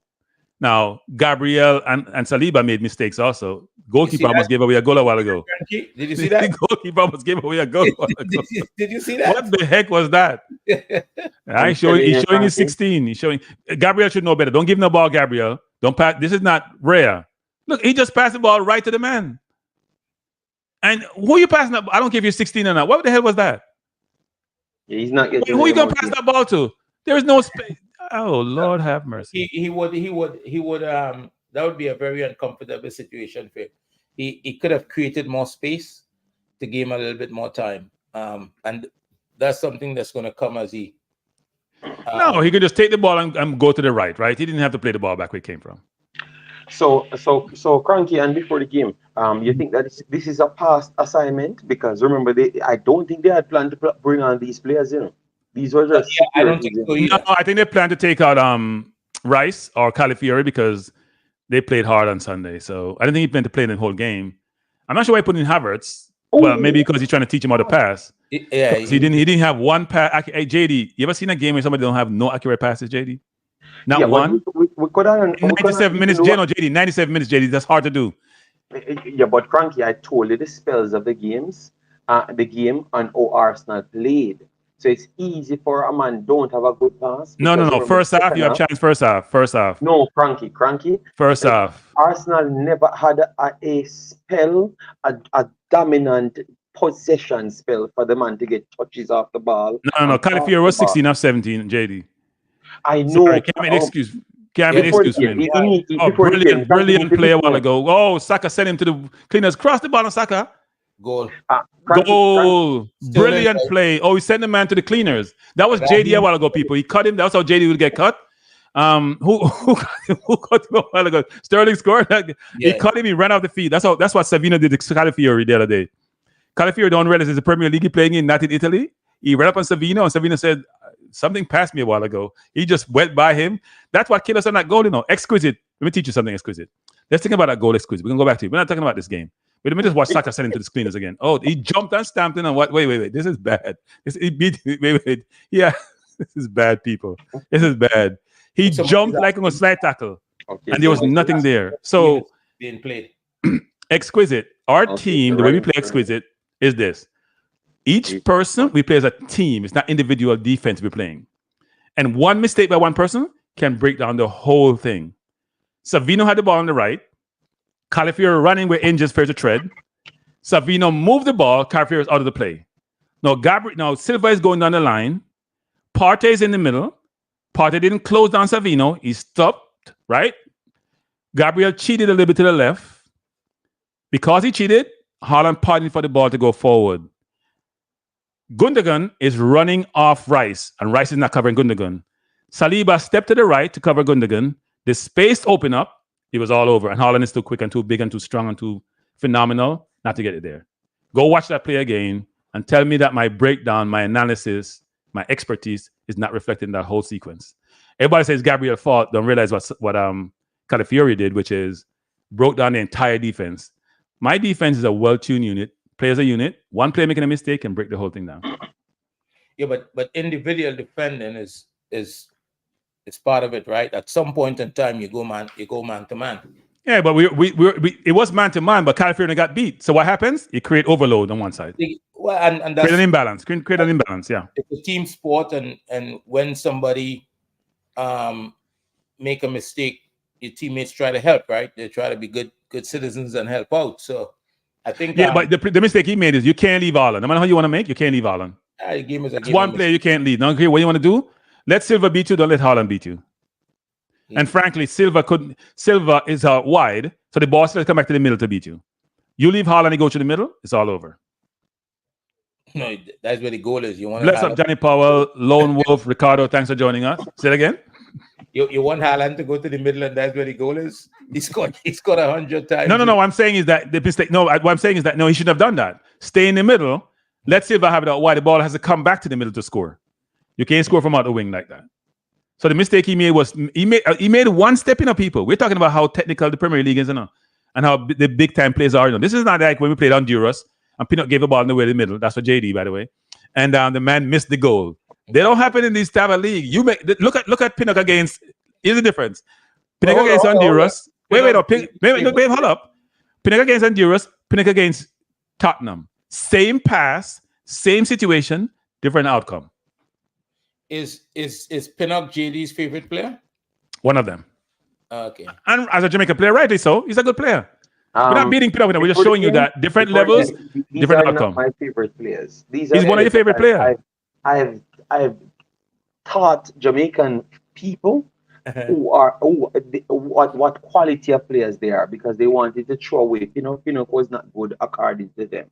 Right. And I was telling them that this is the best player that maybe ever played for Jamaica as a defender, and they can't see it. Right. And because for Jamaica, that's a big statement. Let me just think about this. No, as a defender, I just let no. That's what I'm saying. I'm thinking about it. Frank, what about you? Think it's better than Baby Gardner? Kranky, I was saying something, Kranky. Okay, go ahead. It was a past action, Kranky. I made that statement, so I'm just telling before the game what I was saying. Right. All right. Maybe I changed my mind now, but I'm not going to answer you. All right. I did not say I changed my mind here, but I'm not going to answer him. Yeah, you will never know, JD. Yes.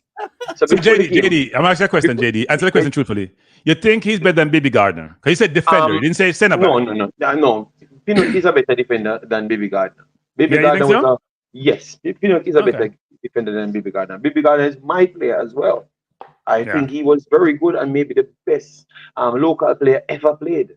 You mean local players who play for Jamaica? We gotta be careful with that statement. Yes. John Barnes and Sterling were born in Jamaica, and Lindy Penna were born in Jamaica. So John Barnes and Sterling, have to take them out of it. Lindy Della Penna, maybe you can put him in it, but I don't know so much about him to put him in it. But I watched Ricardo Gardner, and I saw the levels that he jumped, and I think that he was one of the most talented Jamaican-born players ever. True. You play in the Premier League at what, 17, 18? You have to be good. Yes, and he continued right throughout his entire career. And he hit some very good heights. But Pinnock is a very good baller, man. Maybe one of the when you just talk about education, like how bright they are on the field and soccer. I think Pinnock is one of the brightest footballers in England. He went to college, right? He went to college. It's very obvious. Yeah, man. Yeah. The way he plays football, he makes it look easy. And England players don't let football look easy. Yeah. England players make football look struggling. I'm telling you, Kranky, even when they're big stars, they make football look struggling. Over the years, that's why England never won a lot of things. I've been watching all of those 2002 teams. It's because they don't let the ball do the work. They are always on top of the ball trying to rush things because of their ego. And they can't. They get beat. What they do with USA, got knocked out of the World Cup. It's a lot of embarrassment. One second before the game. If you just joined us, you'd be surprised that this is not really an Arsenal stream, but we're watching the game. This is Arsenal versus Bolton. The score is 4-1. We're in the 69th minute. Arsenal making a couple changes. Martinelli's also coming on, which is a little bit surprising, given how much he ran. But it's 4-1 to Arsenal. Carabao Cup game, and Arsenal is cruising. Go ahead. I think you need to make these changes so that the game could be controlled, so that nobody gets. Saka is off, by the way. Saka is off. Unnecessarily. The game needs to be controlled, and you don't want to get injuries here. I saw Gabriel had to make a tackle just now and went down that didn't look so comfortable. Yeah, I don't think Gabriel should play in this game. Gabriel played too much football.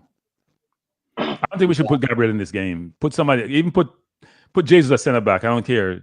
Some players need, you hear Rodri complain about the overload and see what happened to Rodri. Could happen to anybody, but he complained and people like Simon Jordan beat him, and you see what happened to him though. Because he broke down. I mean, Havertz walked into him and he collapsed like he got hit by a truck. He probably was tired already. He was tired before the game started. Before He the was game, tired before the game you listen started. to Kranky talk before the game. You need to talk to him behind the scenes and tell him he needs to stop him. I tell you, I don't know. Man tired before the game start. Hey, Havertz walk. Wait now. He's stepping in front of Havertz, you know. Havertz say, you think of the old Arsenal this, all this. What you think of the old Arsenal when you can Oh beat my up? God. I'm from Chelsea. All this. And he crumbled and complained about his throat and his stomach and his foot. And all of a sudden, unfortunately, he got hurt. We don't want him to get hurt. We don't want to win the title and say, oh, you know, it's a mistake or Before we the won game, because he X, was Y, Z. planning on this, to take it out. I mean, No. He said he's not clashing on every single You know what? line. I'm forgetting that you support City because I don't expect you to support City. That's the problem now. No senior person But I supports explained City. myself, Frank. I explained Yeah. myself, Frank. I Bandwagonist. explained myself. But you're going. All right, say what you want. Say what you want. All right. Bandwagonist. Oh my God. People, if they don't see You know that, what? City has to have some fans because they're winning. You gotta have some fans. So you know. people, you see, if they don't see me back, they know Jamaican come out why. here. Jamaican come out here. Jamaican come out here. Wagonist. Hey people, anybody JD Oh my support City God. about Wagonist, me say Wagonist. Yo, I came here to just all the vibes, and it's not. Oh my God! All right, JD, let me ask you this. So with all the Mhm. 115 charges or whatever the number is that no, hold on. Let me hear this story now. Let me hear it. But you look at that, you're looking at Roger being out long term. Do you think that City could win the league again? If they don't, I think City's structure at this point. Remember, I think City came on and revolutionized. I wouldn't say revolutionized because I think it's still a level of revolutionizing the league because what Arsene Wenger did, City came on and completed it. Yes. So the infrastructure is there, and the league has not catched up as yet. Yeah. So City can drop down to 3 tiers and dominate all 3 tiers. I think they can go to League One and still beat everybody and win the FA Cup and the next cups and qualify for Europe, being in the championship. So I think football has not catched up to City in the league, in the land. So I don't think. Yes, I don't think England can truly stop City. So let me say this, people. Here's the punishment should be: every player they bought illicit funds, they should have to get rid of them. No, every player they bought with funds they shouldn't have been had, they should get rid of them. You can trace back the money, follow the money. Do like you do with Brogard at Jamaica. You do with Brogard. Any money when you make when a fee of money is supposed to be your money, trace the money and the player. So they bought De Bruyne and Sterling with bad money, then De Bruyne can't play for them anymore. So that's how they wouldn't be dominating anymore, right? They'd probably be like Bolton. Look, I think one of the things that is interesting to me is that is from a football perspective, is the argument that Pep Guardiola could not have come to England and play the way he played and win. Yes. You remember that interview? Yes, with Gary Neville back in days. Yeah, and he did it, and he didn't only just win, he has dominated. Right? This could be the 5th time in 6 years. He have already had 5 trophies, right? Gonna be 6 and 7 if you like. Yeah. And nobody has responded really, except Arsenal. No, that's not true. Liverpool responded. Well, Liverpool won 1 title, and they were the team for years. It was only Liverpool and Man City until we come on the scene the last couple of years. But we're talking about a league that people argue, and I say people argue because I'm still not sure this is the best league in the world, right? I still think that if you look at footballing wise, like because you can look at football in like what the stages of football plays, and can come to say that the Spanish league is a better league than England. Like the football, every team playing football aside from Atletico. Atletico is the only high-end team that you would say that does not really try to play transition football every single time. But they still does to break down certain things. So I think by that definition, the Spanish league would have been better than England here. But it's just because they jam pack so much top players in the top teams. So even if their system is not as good as the Spanish systems, they can defeat majority of the other teams. But the lower tier ain't beating none of those teams. I think Aston Villa would struggle with almost the entire Spanish league teams. All 20 teams, right? Yes, every single damn one. Kranky. So really and truly, this story about the English league is the best league. It's not really true, you know. Over the last 2 years, Italy league proved that it's better than the English league because they Yeah, have won every coefficient. I think the league is well marketed. I think it's the best marketed league, and I think Agreed. it's easy for people to relate it because it's delivered. You know, it's an English league. They speak English. You understand? And that's why I struggle when I see you mentioned it earlier, where they haven't won anything for 6 decades now. And when people want to learn about football, they run to that space. When they want help, they run to that space. Facts. And there's other people that, I mean, look at what Spain just did. I read Spain, what you call it, they Another goal for Spain. they For planned Arsenal. another goal for Arsenal, 5-1. Kranky might get what you asked for. Yeah. Yeah, What is 5. it, 5-2? I believe that is the king of prediction now. Oh my Yeah. God. Look at where he sees Oh, it. that was special by Jesus. Yeah. And he fell down. Look at that. Sterling is getting hot right now. Yep, he's feeling himself. He's feeling Yeah. himself. Yep. Sterling is playing. When you play a lot and you play with confidence, and that's what happens. Yeah. It's But good Chelsea still doing their thing, you know. So you can't even. Chelsea say has a that good bad. team. Chelsea has a lot of players. Yeah. A lot of players. A lot of good players, young players. When they mature, they're gonna be like Arsenal actually, because we're maturing quicker than them because we're more stabilized than them. But when they settle down, figure out what their 25-man squad is or their 50-man squad, whatever that number is, and settle down, they're gonna be difficult. They know why I think Sterling had to leave. They know what the 25-man squad is. Well, they bring Chilwell back in. They say he was out. Because If Chilwell was, if Sterling didn't leave, he would be in the squad. Arsenal is just doing it for years. Chelsea doing it for days. No, Chelsea's always cutting and changing. What are you talking about? Always. Abramovich now, they just continue Abramovich's reign. That's what they did. Fire coaches, buy players. It's going to change. They're not going to go on their 2-year max changing out everyone, because now they realize that you have to build from a base in order to become a dominant team. Before, you could have just jumbled up some persons and win the league right before the game. I don't think that is possible because you're getting the same thing, consistency from Liverpool, consistency from City, and no consistency from Arsenal. From Arsenal, yeah. So you have to bring that, Frankie, in order to have any chance. There is no buck-ups anymore. I picked them in my top 4, you know. I picked Chelsea in my top 4. Yes, I had them right there, but I think they might be, based on what they are looking, if they continue for the next couple of weeks and keep riding out that confidence, they might topple Liverpool. That's gonna be interesting, actually. And we don't know who Liverpool is actually. Yeah, we're trying to figure out Liverpool because it's a different coach, similar players, but we don't know who Liverpool is. Yeah, they look a little bit uncomfortable at the moment. Yeah, scoring the Liverpool West Ham game. Yeah, 2-1. They have scored the next one. So okay. Let me see if they brought on Mikel Antonio or anything. He's been on the bench of late, hasn't he? Antonio comes on. Not really. He was on the bench for one game, to be honest. Okay. He was the one that because they were trying to go with Paqueta on all 3 forwards, Bowen. And they had Bowen up front, which is a wrong move. Bowen should be on the wing. Because he's not center forward. He's not center forward. Football. Everyone trying, Kranky, that's what we just before the game talking about. Everyone wants to go to a quicker transition football and more ball retention with certain quality players. That's what they want. Everyone trying to get to that level, but it's hard. So you have to give the bigger teams respect that actually accomplish those things. Can somebody tell Bolton that when somebody go to the byline, don't jump in the tackle? This is Premier League players you're playing against. When somebody go to the byline, don't jump into the tackle. You're going to embarrass yourself. I think we lost JD there. Yeah, it looked like you pulled up a little bit. JD didn't pay his internet bill, it looked like. How is that possible? How is that possible? You're not hearing me?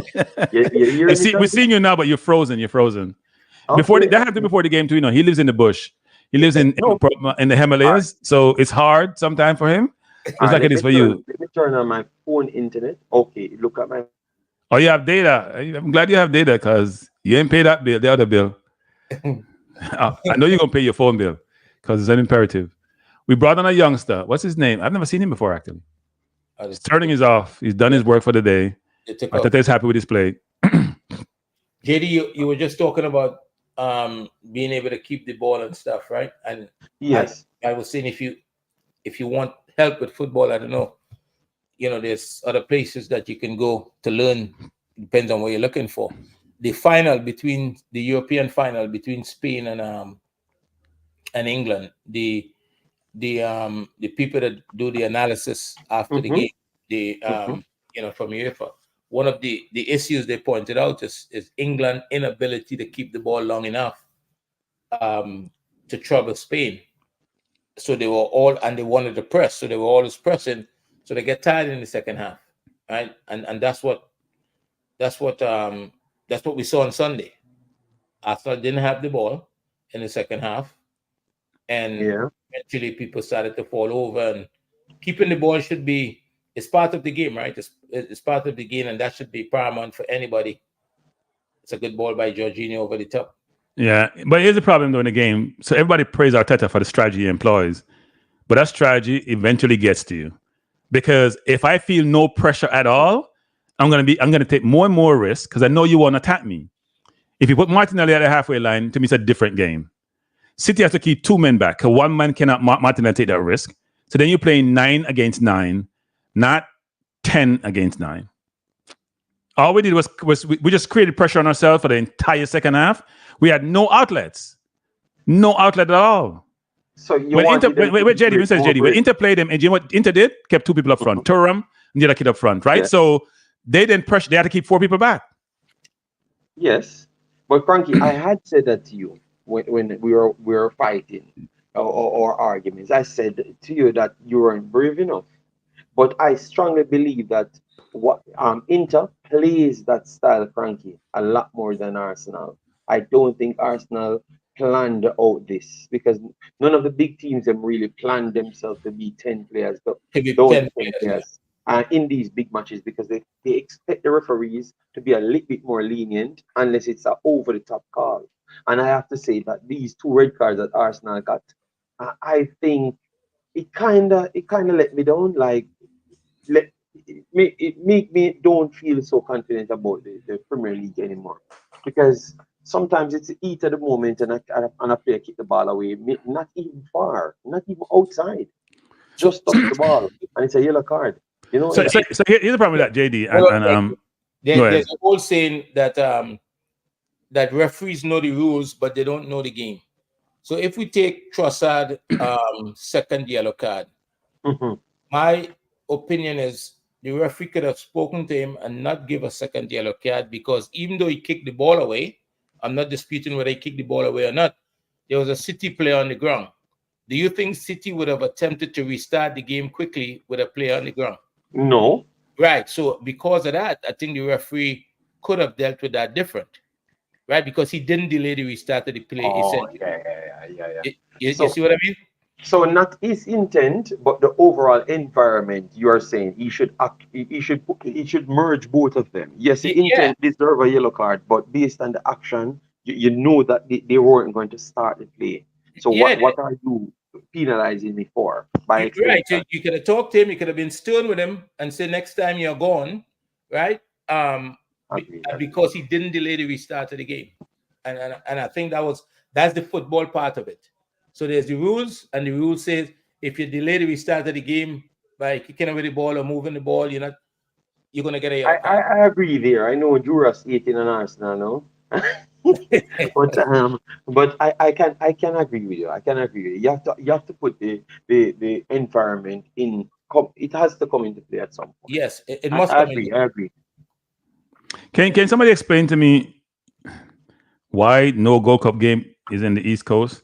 We're playing all these games in California, Arizona, Texas. What the hell is that crap about? Let me explain to you.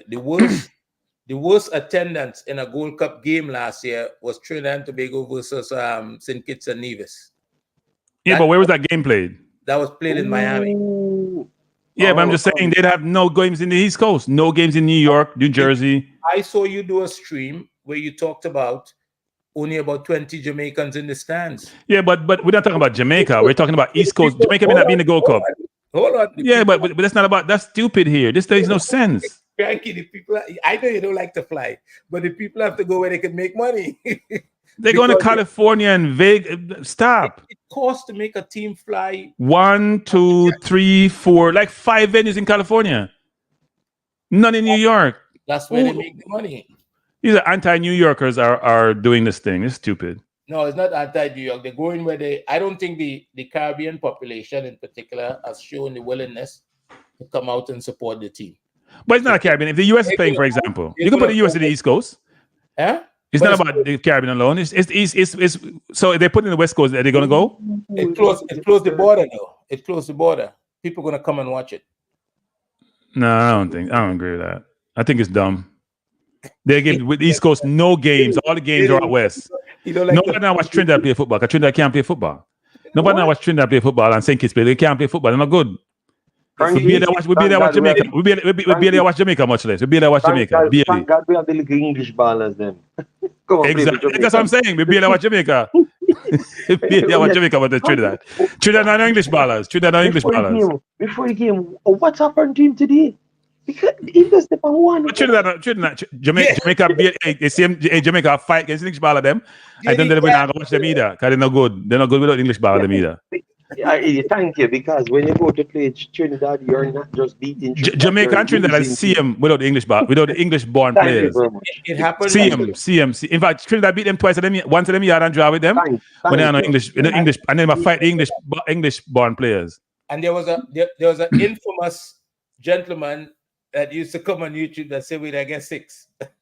Yes, no, that's the same one. Got excited when we were gonna play Panama in the stadium because we had some English ballers and we get 4. What 4 we get over yard? After him coming on, and I mean, he might tell me say, "Oh, you're afraid Kranky to say we're gonna win because if you say X." I'm like, no, I'm gonna call it the way I see it. You can't bully me if it's what you want. I say, "Oh, we get 4, 4, 4." Are we yard? Okay, the great rock. Oh my God. Oh my goodness. Careful. So Cece said, "Oh, be careful, Jamaica Gold Cup final with a local team. I've never seen Trinidad do this." Is that?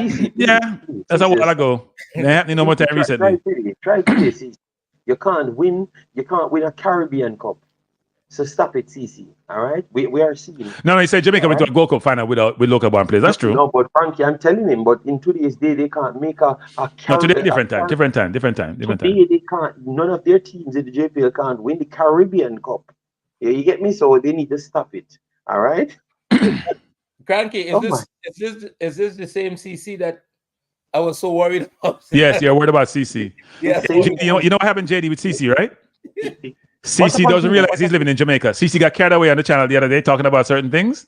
Yeah. He didn't realize he's still in Jamaica. We're concerned about CC. We sent out the APB on him. And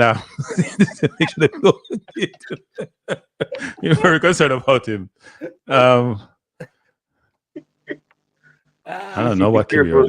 CC Trinidad football has taken a hit. There's no doubt about that. But for some reason, I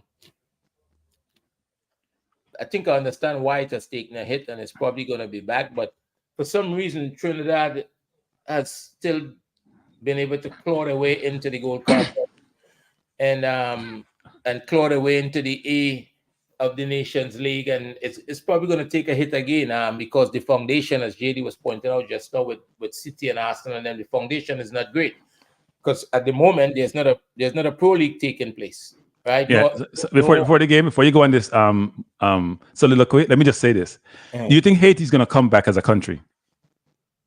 No, but so that's not coming as a football country either. JD, yes, that's my point. If Haiti not come a country, it's same like how Trinidad not come back as a football country. Nah, they're both going the same direction. And I said Trinidad the country, I'm talking about Trinidad the football country like Haiti. Haiti ain't coming back for nothing, period. And Trinidad not come back nowhere. Did you all play Haiti recently? Yes, we beat them. And we draw with them as well. We draw with them and beat them. Yes. Yes, and they beat us in every competition locally. Everyone. You need to put that in it as well. ATF players from France too. No matter what it is, ATF players from France. No. Kranky, you're talking to me. You said I watch every football game, so let me teach you now. Okay, yes, teach me. We just lost in the Caribbean Cup to the Asian team. That's a local team. No. Our team is the global team is different from the local team. Yeah, but don't conflate the two. Don't conflate the two. Yes. Kranky, all I'm saying is, you can't sit here and bash Trinidad, oh, they're not coming back from nothing. So we can say local football not going anywhere either. No. They don't Rudolph, have I have confidence in Rudolph Speed and Mr. Ricketts and Chung. They're brilliant people. They're exceptional people. You're going to take us to the promised land. Okay, but we don't have any. It does not have any active team, and in the last 4 years, they have 2 teams beating Jamaican teams and winning the entire competition. Oh, that makes sense. That means they're stronger and faster. So JD, let me tell you this, right? Kranky, I've heard him said on his own show, he has said himself that he's what he was used, he's a hypocrite. Have you ever heard him say that, JD? I have said that more than one time, actually. Said that many times. So if you remember, he was just beating the under-20s. Not good. No. I'm not going to talk about kids that way. I won't have you talk about those kids that way. Those kids tried. Those kids tried their best. I'm still waiting for the post-mortem, which hasn't come out yet, people. Hey, JD and before the game. Bragging Martin. Wait, JD before the game. Hey, JD before the game. Because the JFF accused me of being too critical. And so if it go, most of this JFF, I'm going to come up when you're under 14 win, and I'll beat on the chest. And I say, no, come up with another 14, 50, 20 because I do a post-mortem. The post-mortem dead, it lasts. It's like that's some morgue thing. Where the post-mortem depend on the other 20? Where's the post-mortem on the other 20? We don't see nothing. We see it on you big up yourself and put out your chest when you're under 14. By the way, the Caribbean is no longer a competition. But anyway, you come out with it and your kids, them should feel good. When you're 20 go play another real competition and we embarrassed ourselves by getting 15 love in 3 games, I haven't heard any post-press conference come talk about it as to what happened, why transpired. We have done the assessment. Here's where we went wrong. Here's what we're going to do. None of that. They don't complain about people are criticizing them. Hold on. Before, let me say CC comment that Trinidad possibly has produced... One second before the game. Let me just say this, people. The reason why we digress from the game, because my club, Arsenal, and before the game's club, not JD's club, is doing wonderfully. We're leading 5-1. It's raining. We just want to get out the field, and then I keep us on the field. Therefore, I go extra time for no reason. I mean, we catch cool, but it's 5-1, and the game almost done. So we're not talking about that. We're talking about some other stuff. Go ahead before the game. Go ahead before the game. Sorry, go ahead. He's right there waiting for his 3 extra minutes. Go ahead. In the rain. So CC is saying that Trinidad facilities are better than Jamaica. By the way, Trinidad possibly has produced the best player in the Caribbean. Not possibly, CC. That is a fact. In history, yes. Yes, that is a fact. The best player. No. Oh, you mean in terms of not the best Caribbean player ever played, but the best player produced in the Caribbean. Yes. Okay. Well, okay. I want to be clear, Hold on. Yes. And yes. he still has a show to be the best player ever, just the same period. Never better than John Barnes. He has the accolades. He doesn't shout, but he's not better than John Barnes. John Barnes didn't win a treble. Me not here. He's not better than John Barnes. Right? Before the game, you can't use treble as a criteria for best player. He's not best player. Go ahead. He's best player. You know what? People will say that I'm not Jamaican, so I'm not gonna come in this argument. Yeah, you're not Jamaican. You're biased against me. You fight against me. You fight against me. I'm Jamaican today. And then they fight me people from my country, and then they all say I'm not Jamaican no more, but I'm Jamaican today. Jenny, the whole thing, a threat to justice anyway. Right? Before the game, they hear this thing. You know, like man like Jason Ferran, no Saj, he's gonna say me a sellout. I'm gonna come from 80, so I'm not gonna talk. I can't talk, because I was just talking the fact too. But I realized that... wait. When you hear this, this is what CC said. What CC say?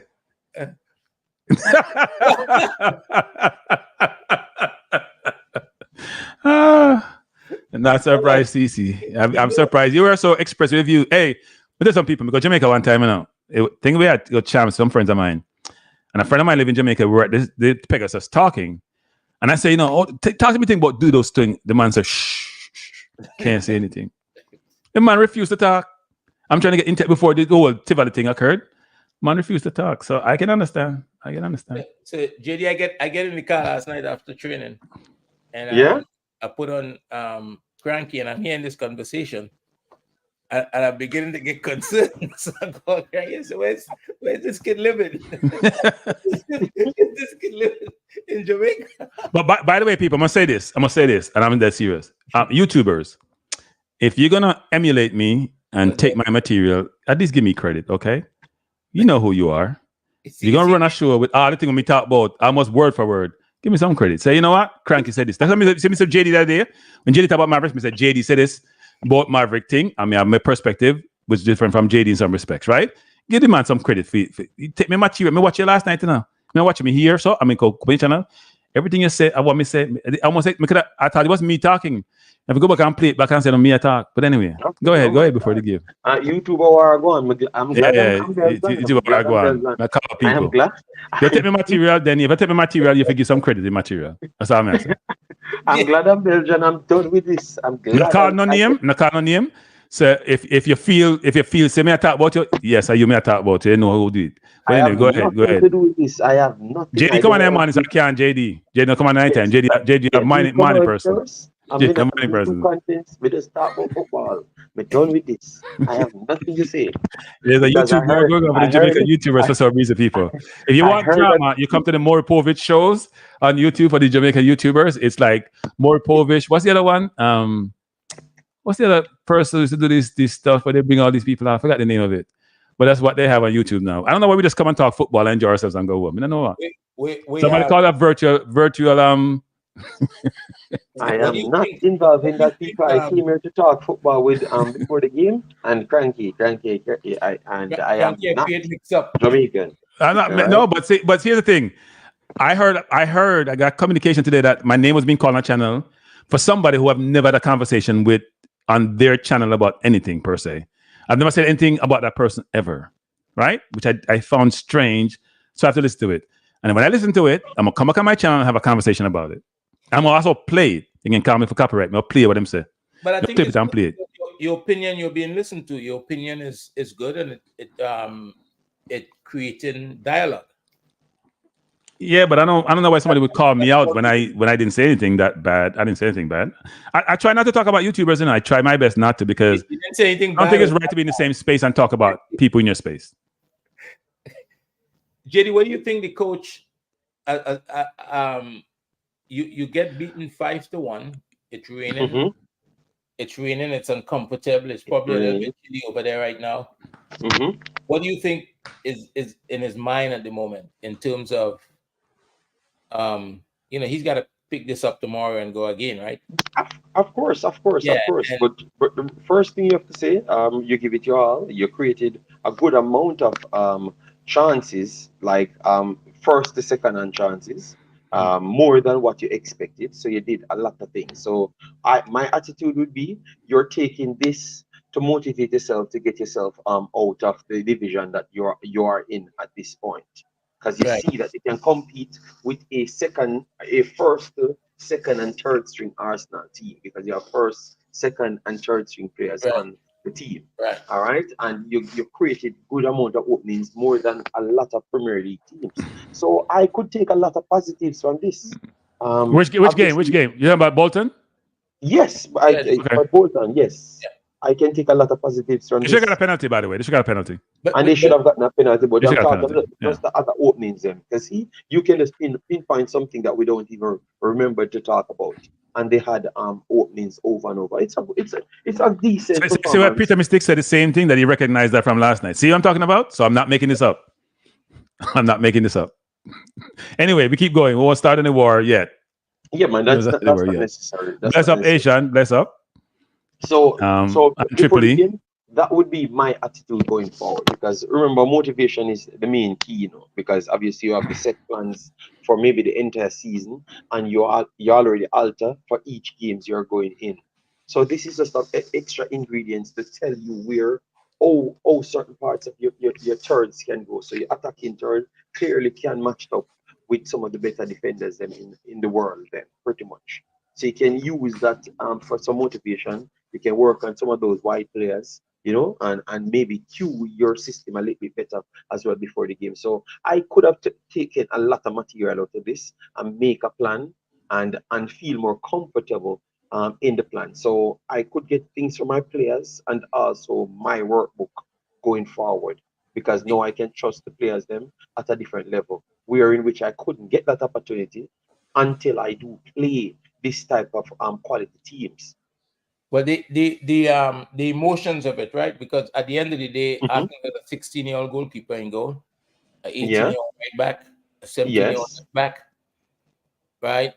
Calafori is 22, Yes. and But he's a big player. He's a and the big other player. boy is right, and the other boy is 18. Yes. Right? So that's a very young and in most part inexperienced back four, right? Yeah, you have KVR. KVR was there, So KVR Calafori was there. So so the base was still solid because KVR is an experienced player. Yeah, he is experienced.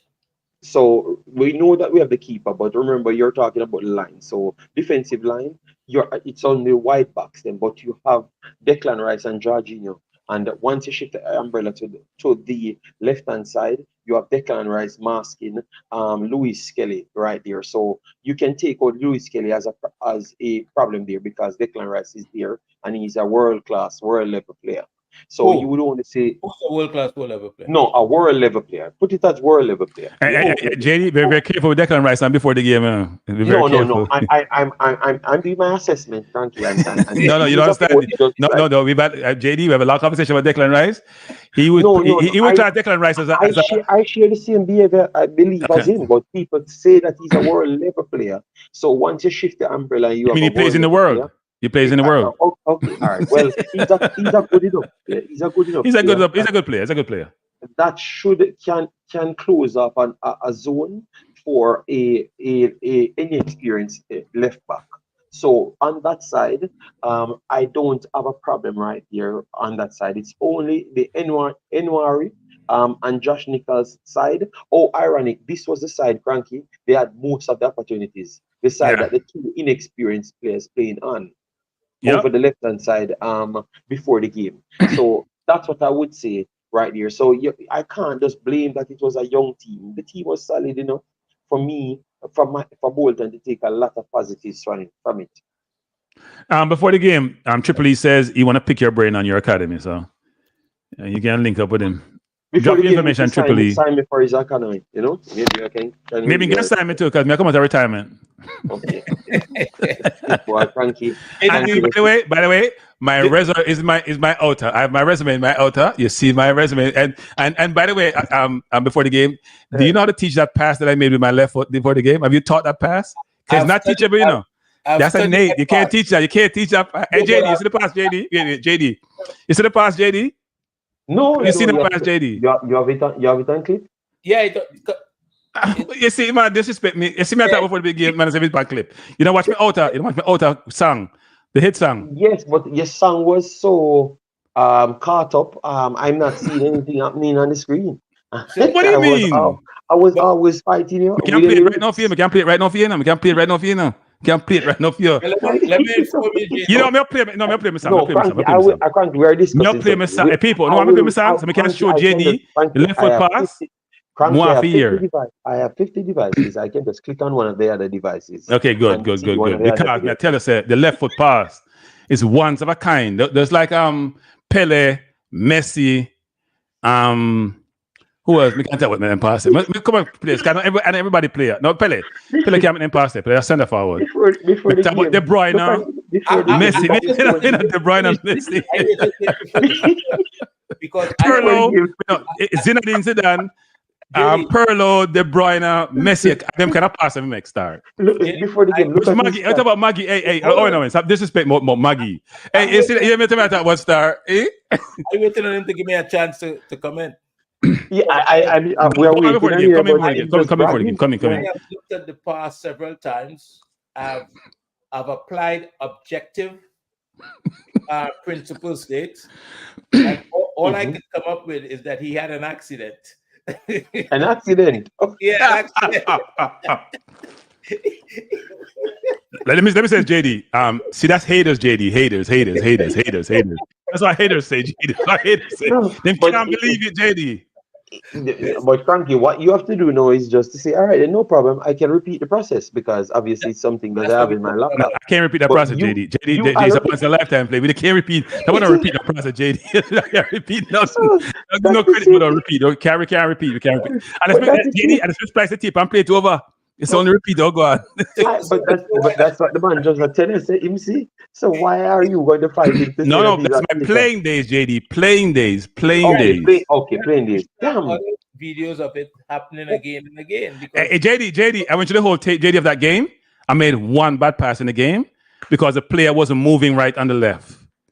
I just put the highlights from the game in the JD. Look, hey, before the game, I'm gonna show you the whole thing, JD. For the game, yeah, the whole I'll show you game. the tape one day. I'm gonna show you the tape one day. One bad pass in an entire game. That's like Califleury against City.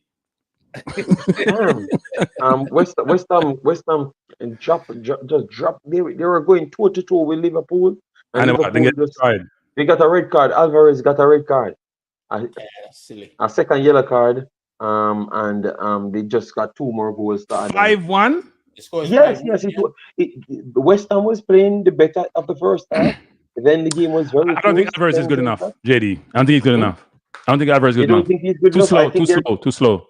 No, but they're using him as a centre back. Let me see if they're playing him as a centre back. No, but they're playing him and Rodriguez in the middle. They're too slow. They got rid of Ward-Prowse. To me, it doesn't make any sense because they're not skillful enough to play that, to be that slow, to be in the middle for West Ham. They have no speed in the middle. And Paqueta is not quick either. Alvarez, I think Souček maybe not fitting Alvarez, but Alvarez is very talented, man. When he has the ball, JD, when he has the ball, he's too slow, JD. He doesn't cover enough space. He doesn't cover enough space. You need you go by Ugarte to be a cleanup in a play to 6. Rodriguez and him playing there, to me, doesn't work. They don't have enough skill, enough speed to cover ground. It's a Premier League football now. No, yeah, we can run all day. I know, but it's too slow. Could West Ham be changing the manager? I mean, hey, Jargams, me not play no football ever again. Jargams, me about 4 or 5 surgery. Where if I play one game, I can't walk for 2 weeks. Me not put myself down shoulder there. Last game I play, I pulled about 3 muscles. I must have know me have are fat. I'm getting a call in. Good evening. Kranky, big up. JD and yeah, more you call me 50-50. Come on, I think I just jump on you. You call me 50-50. 50-50. Yeah, me I jump on you. Are your people them? Not you, but somebody you're affiliated with. I saw a thumbnail the other day. Tell you people 50-50. So manager and drop them thumbnail there. They made some. They say like CBM for go or something. We can't do that 50-50, man. Come on, man. Tell people to stop do that, man. No, but tell them stop do that 50-50. That's an individual. That's not me. No, I'm just saying it's you, but it's your colleague, right? Yeah, but me just tell them say, boy, we can manage them thumbnail, man. Put the thumbnail for cute, and draw attention, but manage them, man. I don't want to call you upon public, but manage them to come 50-50, man. Manage them, man. Everybody has see, right? Manage them. Talk to them. Tell them to do that. All right, listen. Go on. You never call me for me. I'll be rich right away. Go on. So what you say? The West Ham. Then I just want to chime in on West Ham, right? Because I feel like West Ham is almost like a second team of mine, for the reason that David Moyes was the former coach, and I like David Moyes. Wait. So who you support? Everton for David Moyes? Who you support? No, United. But I'm just saying. You support United? Wait. But you don't fire him from United. I don't understand you 50-50. I don't fire him. Right, go on. Yeah, but you can't keep somebody when I do a good job, right? You know me, but it doesn't mean that. So we are keep United, period. But anyway, keep going. Keep going. So David Moyes, Lopetegui, it's not so much about David Moyes, but I think people have to give Lopetegui grace in terms of they have to give him time to get this team to where they need to be, right? Yeah. Because I've seen them since season. It's unfortunate that the striker that they brought in is injured, right? But if you look at the philosophy of Lopetegui and this current West Ham team and what he's trying to do, you can see it to a certain extent. However, I think in the midfield, they have a little bit of limitations, right? They have limitations in the midfield in terms of how they want to play. But I think it's 4 or 5 games in the season. And I mean, against Manchester City, it wasn't a poor performance, right? It wasn't a poor performance despite the loss. But I just feel like he needs a bit more games into the season to get 1 and 2 wins and then get the confidence up, because I think the confidence is kind of low within this West Ham squad. You know what I'm saying? So I think so far in terms of what he's trying to do, it's good, but he just needs time to and West Ham, they have a few new players who need to hit the ground running, but I think it just needs to take a few more games. And let me tell you, Kranky, to be fair to West Ham, right? I know that David Moyes did a good job. and they wanted to move on from him, which is good. Because when you look at your opponents in terms of who you're competing with, like the Brightons of the world and, you know, the Wolves to a certain extent, they play a better brand of football. You know what I'm saying? All right. And I think with the players that West Ham currently possess, I think they should be playing a better brand of football with also getting good results with that brand of football. You know what I'm saying? So for me, I think Lopetegui can be that guy. So I think people are a bit too harsh on him as things stand right now. Arsenal Punch Up Network said Man City upset because Arsenal chose to attack tonight. Yeah, go ahead. Bless up Arsenal Punch Network. Bless up. Yeah, go ahead. Okay, that's very answer. And my last point as well, right? Yeah. This Eric Ten Hag guy, Kranky. Eric Ten Hag guy, isn't that your coach? You can't call the coach a guy 50-50. Come on, man. Kranky. Yeah. It's not doing a good job at United right now. So you're firing? Because you can't fire every coach, you know. On fire Marino, on fire Moyes, on fire the person from Holland name again, on the Dutch coach, on fire every, you can't fire on fire Solskjaer. Wait, you must coach no gone through and not make no progress, on regress. You know, want hire Arteta? We give you Arteta. How much you want to pay? Listen, Kranky, you see, you have to give the fans something in which they can look at and say, okay, we'll give you time to get it right. You know what I'm saying? Right. What I will say this season with Eric Ten Hag, where I can give him a little bit more praise for, is that I've seen a bit more controlling games from Manchester United in terms of the possession of the ball and what we want to do with the ball. Right. I think we have improved in that department. However, at the end of the 90 minutes, the 3 points is crucial in these games. So I don't know what he has to change, but we have to change something moving forward. You know what I'm saying? You know what your biggest problem is?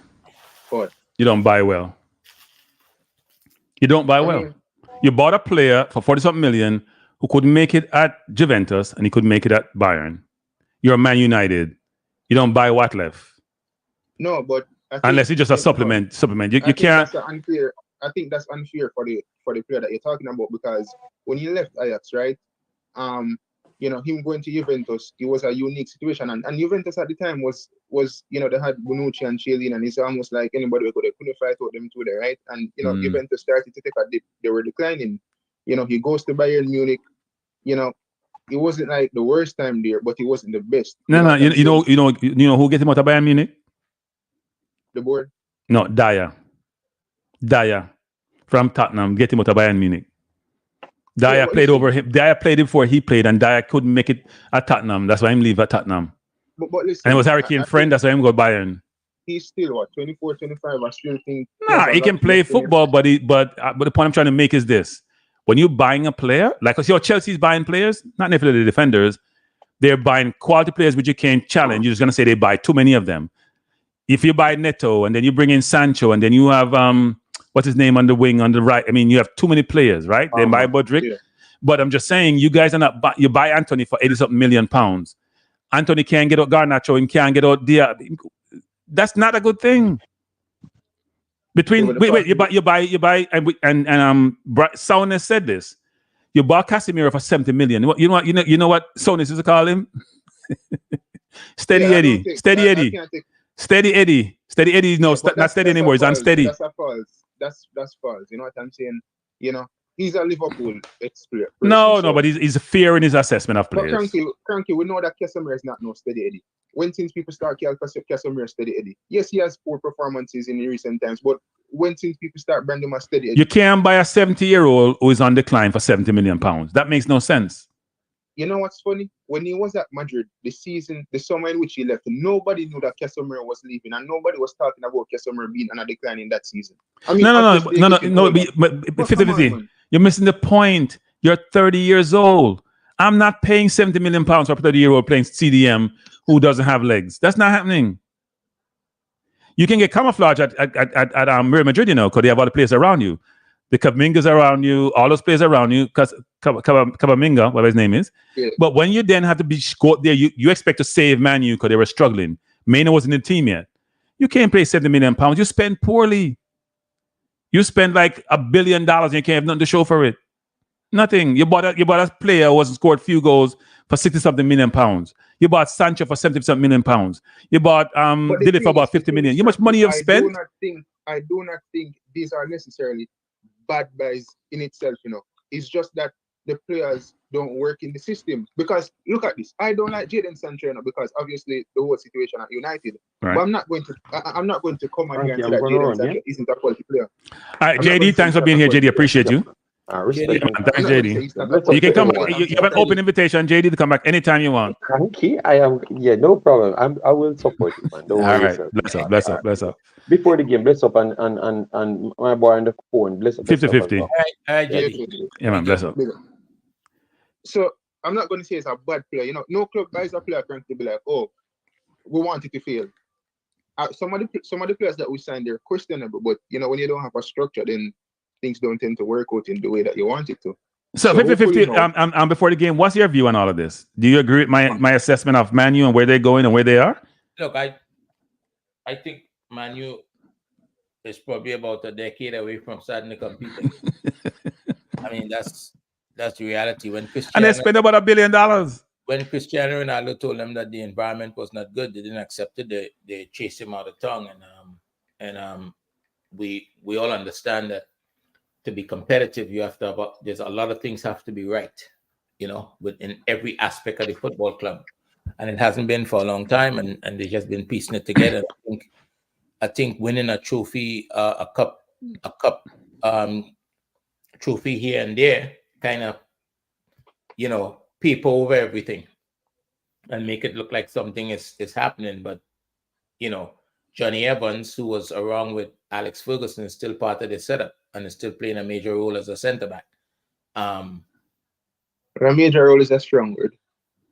Well, I mean, he's often in the team, and whether it's because of injury or what, the fact that he's still in that team, the City, who's just a few miles across town, they have put together two very strong teams, and they continue to, replace a player here, replace a player there, that makes the team better as the years goes on. So I don't know if United would be able to catch up anytime soon. And some of the big money signings, as Kranky has said, the boy from Brazil, what's his name? Anthony. Yeah, he came in and he hasn't showed that he's of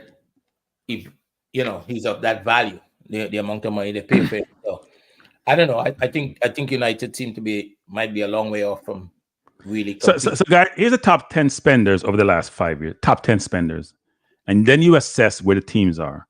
Chelsea, 674 million. Man U, 597. Arsenal, 550. Tottenham, 460. Newcastle, 418. PSG, which I'm surprised about, 393. Al Hilal, who from Saudi Arabia, 375. Aston Villa, 329. Man City, 326. West Ham, 241. Now, if you look at these numbers and these teams, apart from West Ham, and then take out the Al Hilal, look at Man U and where Man U is. They're the second highest spender, almost 600 million. They can't. If you look at Arsenal team, that team is valued over $1 billion now, right? They spend 550, just about 50 million less than Man U.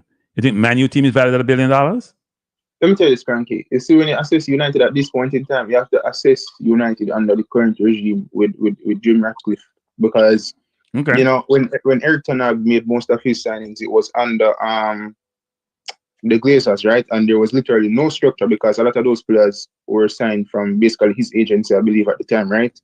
Where now, you see Barreda and some of these guys coming, and you buy this Zersky, who I think he fits the profile of United. Mazraoui so far, it looks like a good signing. Matthias Delint looks like a good signing so far. I see a rejuvenation in Onana to a certain extent. No, Onana is a good keeper. Keep him well. Yeah, I think he's been much better this season. So, some of the signings that we've gone for so far in the recent summer transfer window, early stages of the season, but I think they fit more of the profile of a United.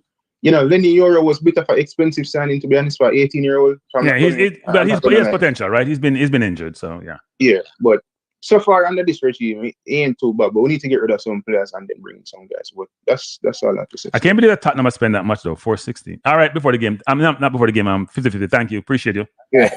Okay, that's All right, thanks. No, I'm going to close the stream down soon. Point making this people is that a lot of teams sometimes spend a lot of money and it doesn't materialize. Doesn't mean you can't make mistake, but they make continuous mistake. How many players have they bought Mount for 50-something million? They lit for 50-something million. They bought Sancho for 70-something, 80 million. Casemiro for 70 million. How much money they have spent? Their academy players are better. Garnacho, Meno. They spent so much money in the last 5 years, and they can't show. Anthony for about 80 million. They can't show the return on their investment. So listen to this, right? Is this possible? when you coach a team, one of the things that I'm sure these teams do is set their goals for the season, right? Yeah. And I've never heard a team honestly say, well, these are our goals for the season to come fifth or to stay up. Everybody seems to talk about doing more than they probably have a roster that could do. And but the fan base never really know what the goals are. So is it within Manchester United, for example, is it their goal to win the league this season? I doubt it, right? That's not a realistic goal. Right. So, but the fan base, though, what do you think the fan base expects? They don't expect them to win the season either. That's why the fans are unhappy. Well, what do they expect, though?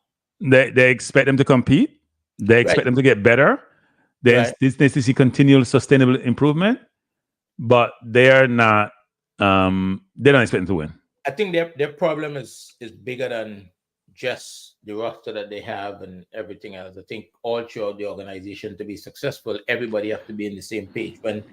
When Pep went into City, he was able to get everybody on the same page. It doesn't matter who you are within the organization. The smallest, the person that's doing this, the least valuable job must feel part of the process and be pulling in the same direction. And I don't think United have that. That's what what's his name was able to reproduce at Arsenal, right? Arteta. Yeah. So Drew Ross is asking what they valued.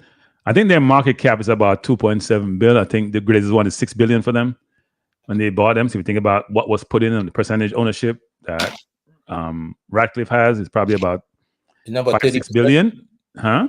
What do you have? Number 30% of the organization? And so that if you take that and extrapolate it based on what it's valued, probably about 5-6 billion. But that's not their roster though. They're value based on their commercial revenues, right? Based on what revenues generate, not necessarily based on the just the football players in the team. Look at Arsenal valuation for the players are an Arsenal team versus Man U. Is a big difference between Arsenal valuation from just players' values, not the value of the club. The club is based on some extrapolation of what revenue they generate over a period of time, what return you can get on your investment. So they're going to have a high value because they generate a lot of income. They're Man U.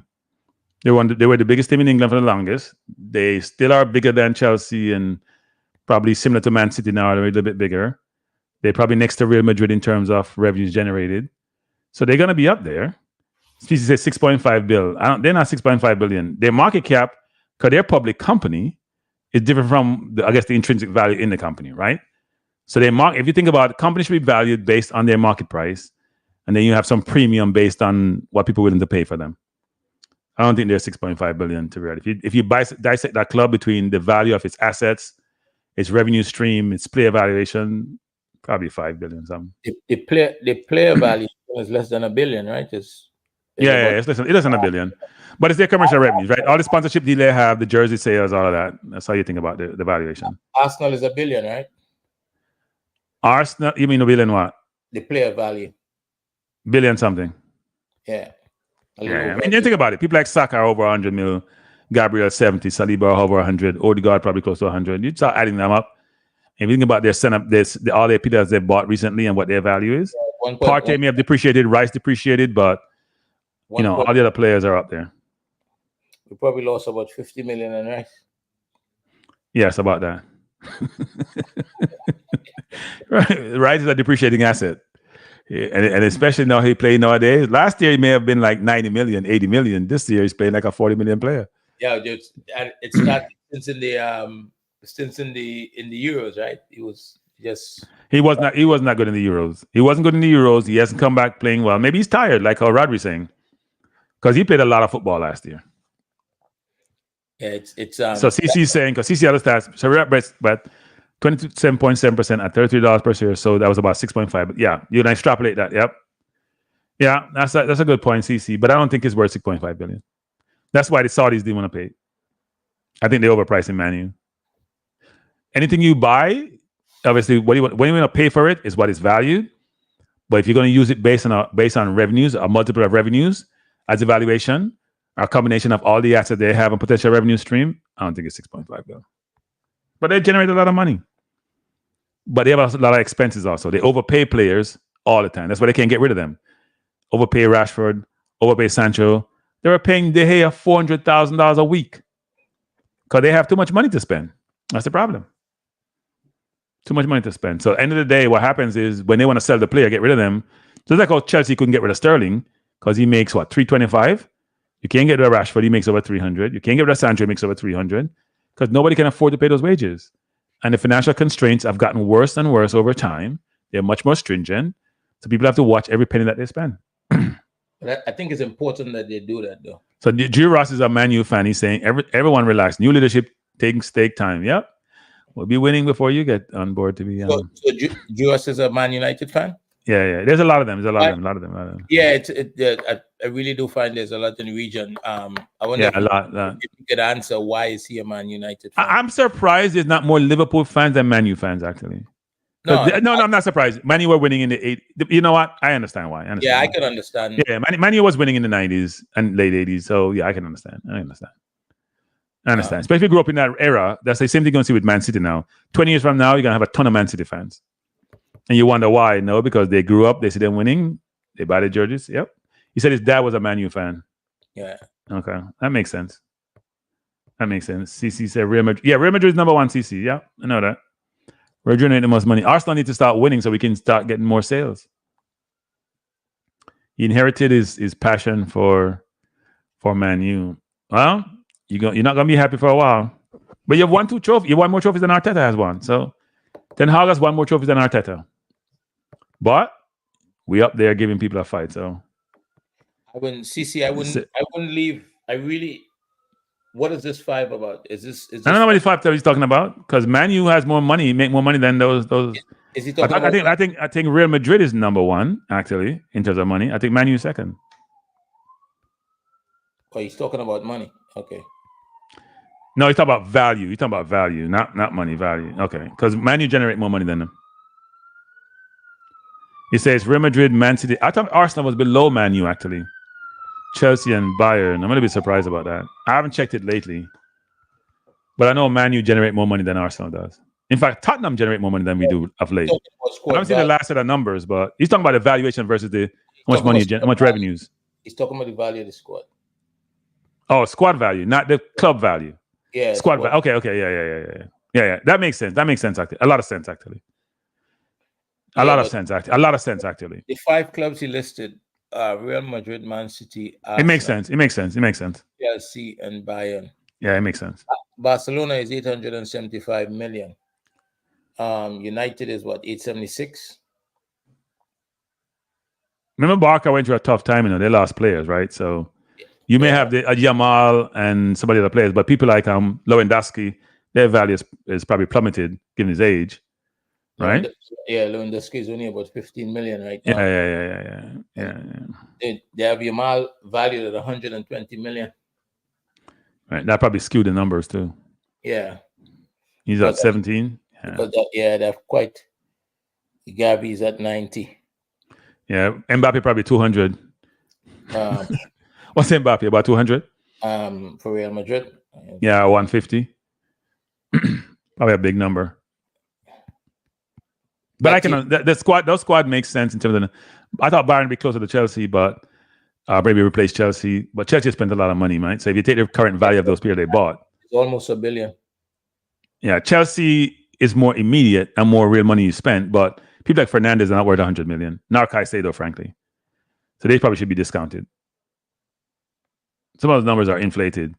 what you pay sometimes is what the value is, but frankly, what somebody's willing to pay, if you're going to do a true valuation based on quantitative and qualitative factors, I don't think some of those players will get the value that they were acquired for. Madrid is 1.34 billion.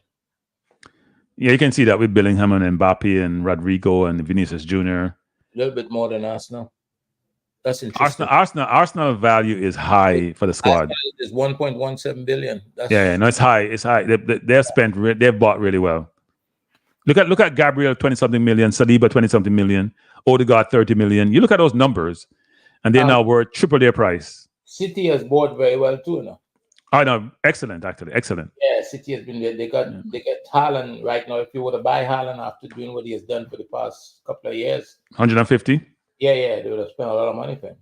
That's yeah. I think Doku was a good buy as well. Was serious value for money. Doku was about 50 mil though, wasn't he? So it's probably a little bit higher. Doku was about 50 mil actually. Yeah, I mean, I think Savino is probably a better value for money. But he came from their sister club. But he's a better value for money actually. I think he's a better value for money. Real Madrid, this little boy Endrick, he's probably going to be 100 million just now. He's at 60 million already. He's at 60, really? Yep. 60 million years. Mbappe is at 180. I sometimes want to know what valuation methodology they utilize to value these players. Do you know they're valuing Vinicius Jr. and Mbappe at the same value? Well, in terms of what they produce, they probably should be. You'd expect Mbappe to be higher, but he hasn't won anything for PSG except French League. Vinicius Jr. has won in the Champions League already. Yeah, I think Vinicius is close. But what is Bellingham close to them? But he has won the World Cup, right? Who, Bellingham? Yeah. They have him here for about 15 million.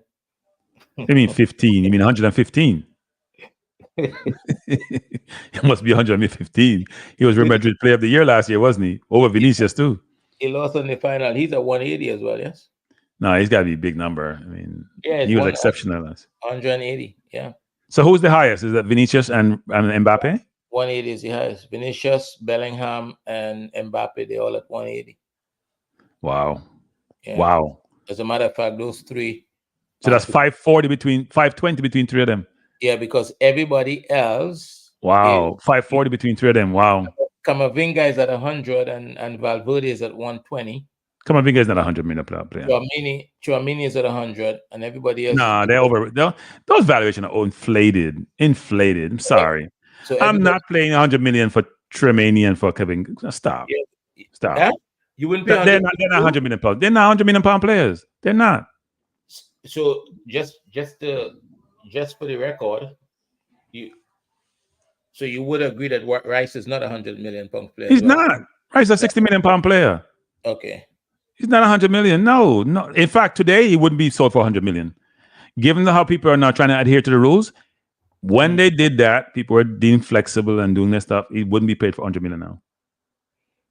They're very good players, Drew Ross, but I'm not paying 100 million for Camavinga. I pay 100 million for Haaland. I pay 150 for Haaland, frankly, without even blinking an eye. For Haaland, well, it depends on the system you're going to play. If any system, if Haaland play for Arsenal, we win the league easily. Remember, Roy Keane say he's not a footballer. And Roy Keane just say these things because they sound good and they generate views, like some YouTubers. Anyway. Dude, Camavinga is only 21 years old, and you know. Okay, he's not a 100 million pound player. He may have potential, but he's not a 100 million pound player. His upside There's money done today to say he's a 100 million pound player. You could place Camavinga and don't blink an eyelid. Camavinga, 100 million pounds. Camavinga is already where he won two No. Real Madrid won to make Champions League, and Camavinga was around. Nah, I don't like that. No, but he's a good player, but he's not a 100 million pound player. We just think 100 million just grow on trees, because we waste it. The Premier League generates so much money, they can afford to waste money. And Barca, see what happened to Barca when you waste money? You go into receivership, they're lucky, they're Barca. No, but they Anthony can play three positions, maybe not on the left or right back that well. He's a good player, but he's not a 100 million pound player. They handled the financial situation quite they were quite the way they dealt with it. They're awful. No, the way they dealt with it to get out of the trouble that No, they get out of it because they have goodwill, which is they have a commercial name, they can generate revenues, but they didn't handle the financial situation well. They were poor. They managed their finances poor. And refurbishing the stadium at the same time. Yeah, but it wasn't a refurbishment. I put them to receivership. It's buying Coutinho for 100-something million, buying them Belly for 100-something million. You can't get no return on the investment. You buy this place for all that money. You can only go one way, south. So unless this place is going to bring in their revenue, Mbappe will bring in revenues with his image rights. If they didn't take them away, if unless Real Madrid didn't have them and he keeps them. But are they going to generate commercial activities to allow you to recoup your money, or just on the field performance? That doesn't make any sense. But they cannot lose on Mbappe. They got him for free, right? They didn't get him for free. He's not free. They got him without paying PSG a fee. They didn't get it for free. I bet you they pay him at least 50-60 million to join him. And I bet he keeps part of his image rights. So he's probably getting $100 million for going to Real Madrid. Mbappe's people are smart people. You see, they're suing PSG for about 40-something million that they said they owed him when he left them. They are smart people. They ain't got no idiots around. Him and his family are smart people with good advisors who understand money, who understand his worth. He's trying to buy a football team. He's probably going to be a billionaire by the time he's done. He's going to follow the Ronaldo template. He's not an idiot. But I think they're controlling the market now in terms of there's going to be some type of structure in terms of what players are worth. I think it's going to lead to salary. They're not going to name it that, but it's some sort of salary cap probably. Yeah, look, people don't understand this. People don't understand. In Europe, you only make money from the appreciation of the football team, meaning the value goes up. In the US, teams don't lose money in basketball and football. They penalize you for overspending harshly, right? You go over the cap for basketball and you have to pay some ridiculous double or triple times the number you go over by for every dollar you spend, which precludes you from doing so.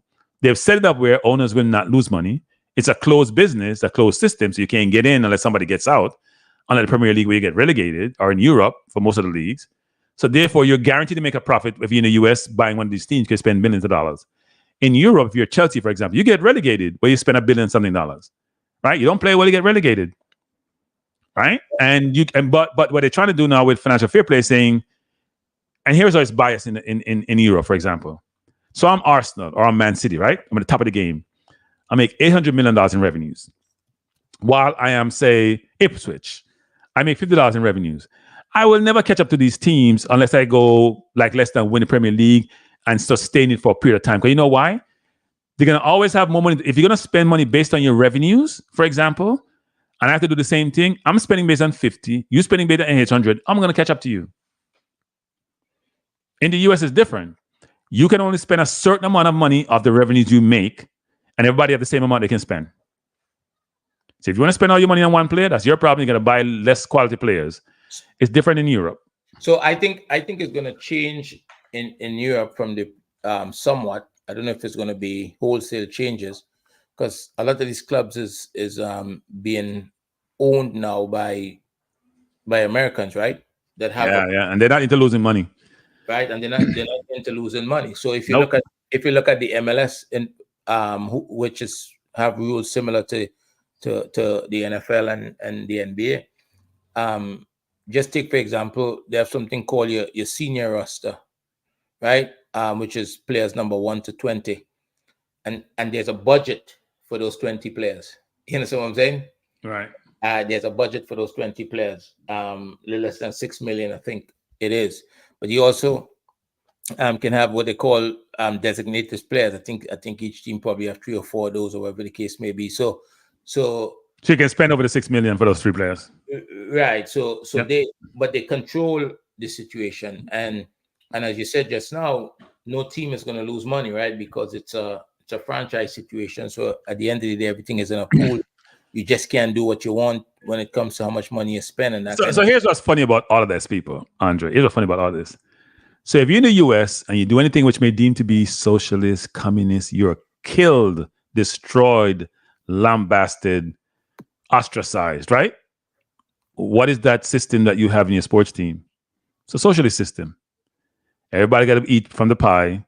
Everybody got to make money. If you want to go outside, that's your problem. but you're contained within that structure where they guarantee you don't guarantee profit in capitalist system, you know. They guarantee a profit. They guarantee you a profit that you won't lose money if the league is doing well. You think that you're the only person that's a hypocrite? You think there are no others in the world? No, but see, my hypocrisy is manageable. Yeah. Because I am transparent in my hypocrisy. I will tell you exactly what I'm hypocritical about. It's not holistic. It's very minuscule, my hypocrisy. Look, theirs is on the large scale. Mine is not on the large scale. Yeah, but I think there's some legitimacy to how they run the sports, right? Because it's a tremendous amount of revenue. Yeah. No. Here's the thing about it. There's system, people, which is very interesting, actually. So in Europe, where you can do what you want to do most times, in terms of the structure, the teams with the money most times always win. There's always aberrations like Leicester, but it's not the norm. Or Leverkusen this year in Germany. But the team with the most money in Europe wins. That's not the case in the American sports. Because there's no team with no most money given the structure, and you can win. You can be good this year and terrible next year. The Knicks probably have more money. The Dallas Cowboys probably have more money than anybody else. Not in terms of the ownership, but in terms of the team and what they've done over the years. The Knicks have been poor forever. Dallas hasn't won a Super Bowl since the 90s, and yet their valuation of the franchise is more than the other team. You don't have that in Europe, right? The richer gets rich. The rich gets richer. In the US, the poor can get rich overnight in terms of playing on the field, not necessarily financially, but playing on the field. San Antonio could be good tomorrow, even though they're terrible now. While, you know what? Boston, who spent a lot of money, 3-4 years from now, when those players get older, they may struggle. Right? So, and Boston don't want to pay all that luxury tax that they have to pay. So it's a really interesting contract. But in Europe, which is supposed to be a socialist environment, their sports team are not socialist in terms of how they operate. And it's the reverse in the US. Really interesting dynamics. Yeah. Really interesting. I think you have to appreciate the structure that they have in the sports here, because it does produce revenue. I mean, when you go to any sporting event here, especially at the highest level, it's an event, right? It's an experience. They put on a show. It's a production, and outside of the why you're there, the game on the pitch, right? So if you go to an MLS game, the game on the pitch is separate from the experience that you're having all throughout. As a matter of fact, sometimes it's a little bit frustrating because they see most people go to eat food. So they don't sit and watch the game. They're always going back and forth to the restaurant, and they're asking, somebody's asking to pass every minute. Right. But it's so, you know, it's clear they're not there for the football, but they're just there for the event. And I think you have to, and this is one of the things that we're in the region. We are trying to run our sports based on what is happening in England in particular, and haven't really looked anywhere else to see if a different model would work. You understand what I'm saying? Yeah. No, I understand. Sometimes they're not really following the English model, though, are they? Yeah, they are. When they start the season, what they call the league sometimes, what, you know. But I'm talking about in terms of how they position, from a revenue generation standpoint, commercial standpoint, they give Apple a lot of latitude and autonomy and lock up themselves. But you're talking about MLS, right? No. I'm talking about the region in the Caribbean. No, the MLS. Okay. I don't even think they try to listen. The football here in this country, I don't even think they try to listen to FIFA. Right? They want to do their own thing. That's what they call it, soccer. They want to do their own thing. Yeah, they do. You can't tell Americans what to do. They don't. They can't tell them what to do. Money, and they do their own thing. So they do their own thing. But what I was suggesting is that, you know, in the Caribbean. Okay. Yeah, maybe they need to look at instead of just skipping over this part of the world and going elsewhere to try to, and we don't have nobody, even if we have them, they're not willing to money to put the money into the game like that. Right. So maybe a different structure would work, because at the moment Trinidad does not have any senior football going on in terms of a professional league or anything. It all has to do with resources, right? Yeah, look, I mean, Trinidad's in a tough spot. I make jokes about Trinidad, but sometimes I'm joking, sometimes I'm not. But Trinidad's in a tough spot, people. You know, Trinidad is one of my favorite countries over time because I have a number of friends from Trinidad when I was in the military, for example. And Trinidad used to do exceptionally well. And I'm sure at one point Jamaica was bad mind about Trinidad. You know, we like to use that term. You know, Trinidad had oil and money and everything was good. They had good athletes. They had good footballers and runners. And all of a sudden, over time, Trinidad does seem to have lost its way. Whether it's Warner situation or other, it just lost its way. But you know, Trinidad has been very generous with its oil money. I didn't see anyone in Jamaica, by the way. I was in Trenchtown for 3 months. I didn't see any money come my way. So I don't know what the generosity you're talking about. Nothing came my way. It was yeah. I think we as the story goes, we were forced to accept bauxite for as repayment. You know, at one point Jamaica's only export was bauxite. You know, they used to dig down all these places. You see this red dirt all over the place. You go to some of those, you know, and bauxite used to have the best. Hey, by the way, talk about football field being nice in Jamaica. You go to the field that bauxite used to have, where the bauxite locates with Alcan and all of them. Their fields were ridiculous. You're talking about carpets. Those fields are not. We're not talking about fields with astroturf. You know, grass. You go play on those fields. Those fields were ridiculous. They're like golf courses in Jamaica nowadays.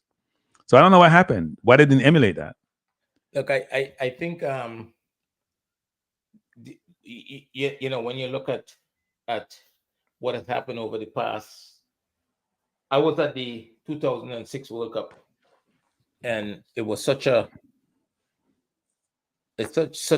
emotional experience. You know, the way people treated you in Germany, knowing you from Trinidad, they're supporting the team and whatever the case may be. And right. I me personally expected the football to kick on. I mean, I can tell you last week, I found myself a couple of days, you know, feeling, you know, really frustrated, and I couldn't understand. When I check is the frustration of where Trinidad football is, right? The condition of it. I have. Look beside you. You see the handkerchief I just sent you? The what? The handkerchief I just sent you. You can dry your tears with it. No, it's frustrating because it's tough. I truly believe that the people from my generation that's running the football would have really taken it to the next level, and it just went. I don't. So you may ask the question: is the Trinidad like Jamaica, which is they don't want no help or no suggestion or no perspective from overseas? It's the same behavior. Probably okay. So they know everything. Then they know everything. At least you are now taking at least players from outside, and you know there's the tussle back and forth between how many or whatever, but it's happening, right? And there's progress in the football. When you listen to what is happening in the football in Jamaica, you have to feel that okay, things are going in the right direction despite all the controversy that happens online and everything else. There's a lot of good things happening, right? The league now has Y Scout. The league has been structured differently. There seems to be agreement between the schoolboy football and the JPL in terms of how players could be treated, and the fact that it seems as though these discussions happen because they wanted to find the best experience or the best situation for the young players so that they don't get so you can see a lot of progress. I mean, we don't even have a league running at the moment. So what you're saying is the JFF should be giving credit for some of the things that they're doing. Look, I mean, obviously there's a lot of things that's going on that's good. Yeah. Are there things that could be better? I'm sure there is, but there's a lot of things that when you hear about it, you're like, wow. When you see the number of people showing up for the game, the final last year, they say had about 20,000. Now, and I'm saying they say, but that's something that we should be able to talk about with more certainty because that should be published somewhere. That should be made available. So the reason the optics show that there were a lot of people at the game. By the way, Tony, good evening, Tony. I'm sure you enjoyed the game. Us winning 5-1. And Tony's at Emirates, going home from the game. So yeah, and Tony's late. Well, it's about 10 something now. He's home already. No, he says he's on his way from the Emirates. He probably stopped at a bar to be happy about what transpired. Right. Okay. Yeah. So, you know, Jamaica have young players going overseas. There's a lot of things that's happening that is right. Football has basically, it appears as though it has just stopped in Trinidad. I mean, this is a World Cup year, right? You guys online, people trying to create songs, right? But no. Back up. I mean, trying to create songs. Why you need Freyr and say people are creating songs? Creating songs and trying to have their song chosen as the song of choice for the reggae boys. You know, I heard the JFF saying the other day that Bob Marley have a couple of songs that they could use. There's excitement, right? You know what they should do? You should do JFF have a song competition. Somebody can sing it. You have a song. I will enter actually. Have a songwriting competition for the reggae boys. You can't make no suggestion.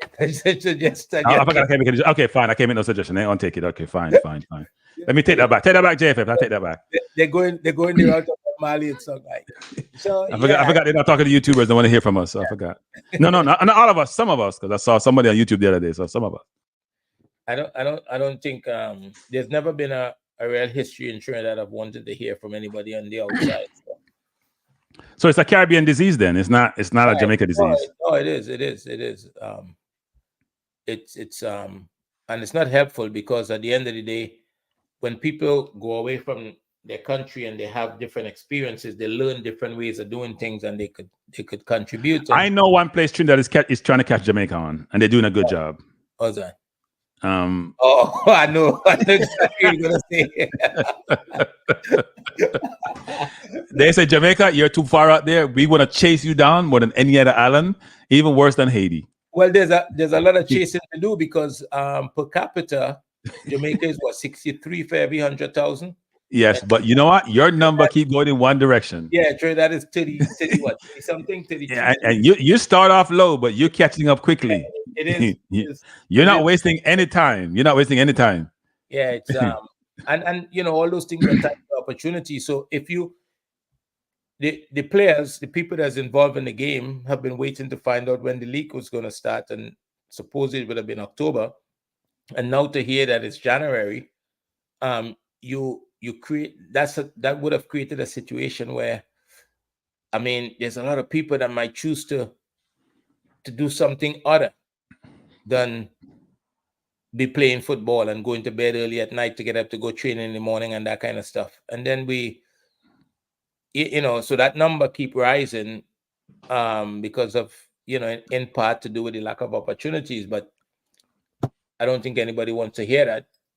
They want, like I asked the young man the other night, why do you love Jamaica? Everybody just saying Trinidad. Oh, no, what did he say? He loved Jamaica because he was born there and the people are great. Isn't that what he said? Yeah, that's what he said. Yeah. I'm gonna write that down, by the way. I think did I screenshot it? Somebody should screenshot it. I mean, he was running. That was Football Guru.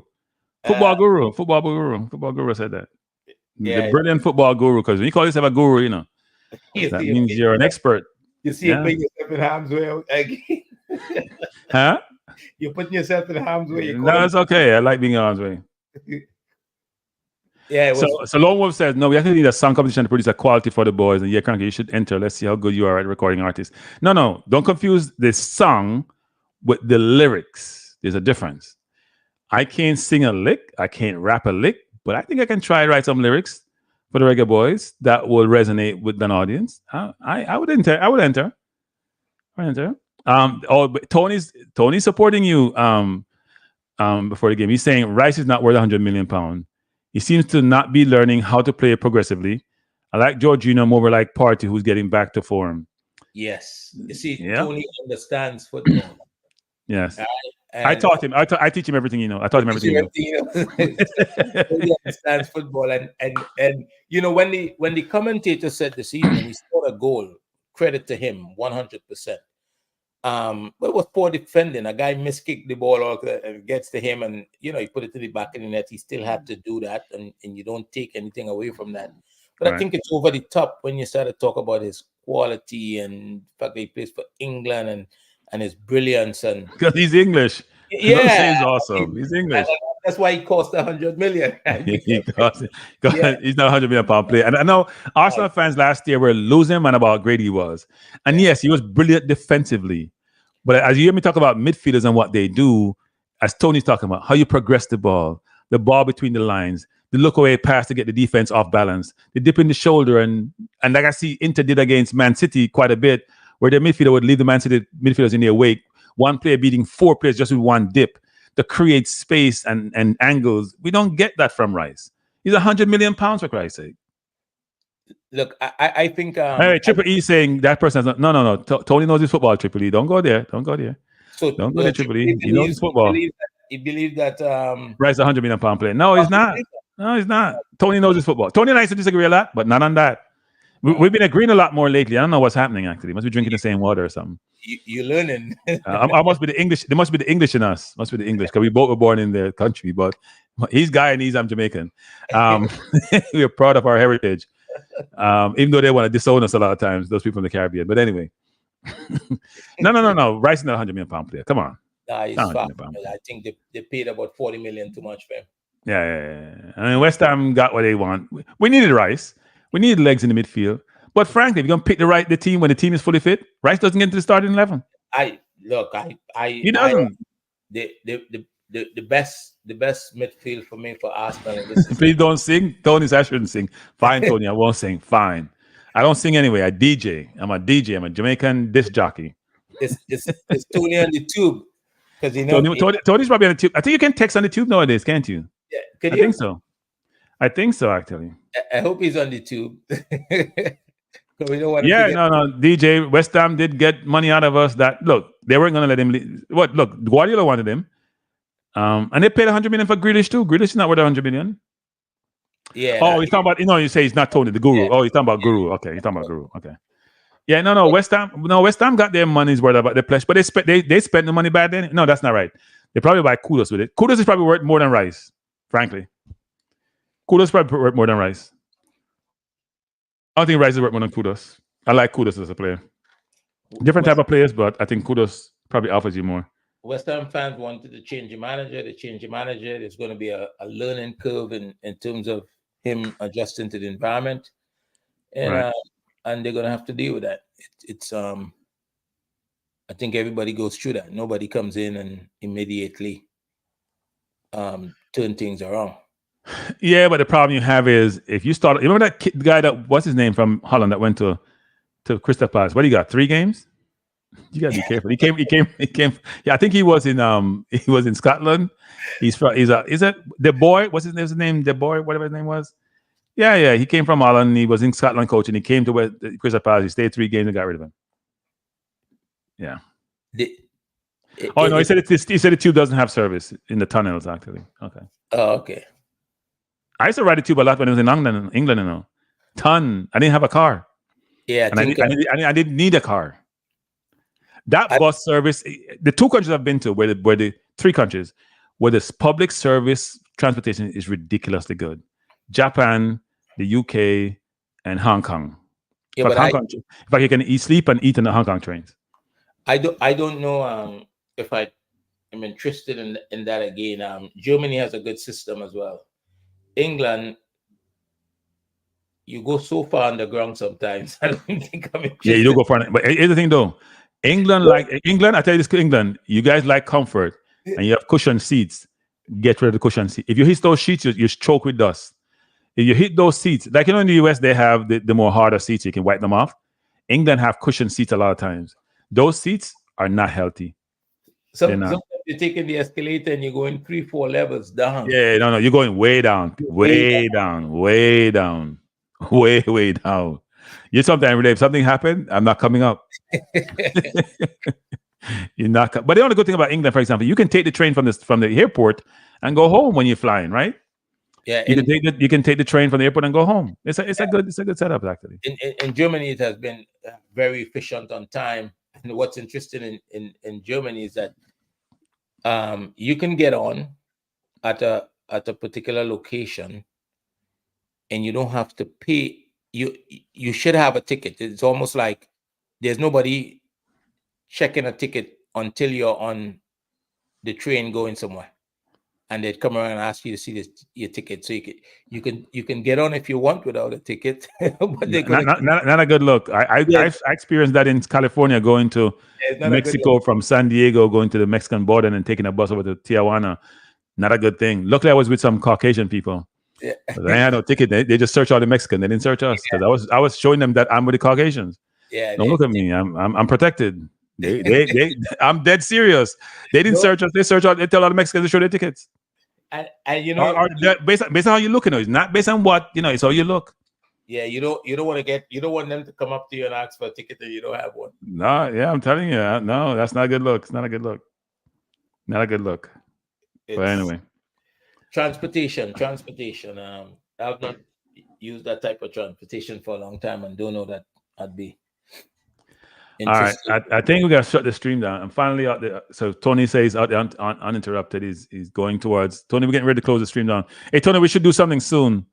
Actually, people give me a hard time about not doing the Man City game the other day.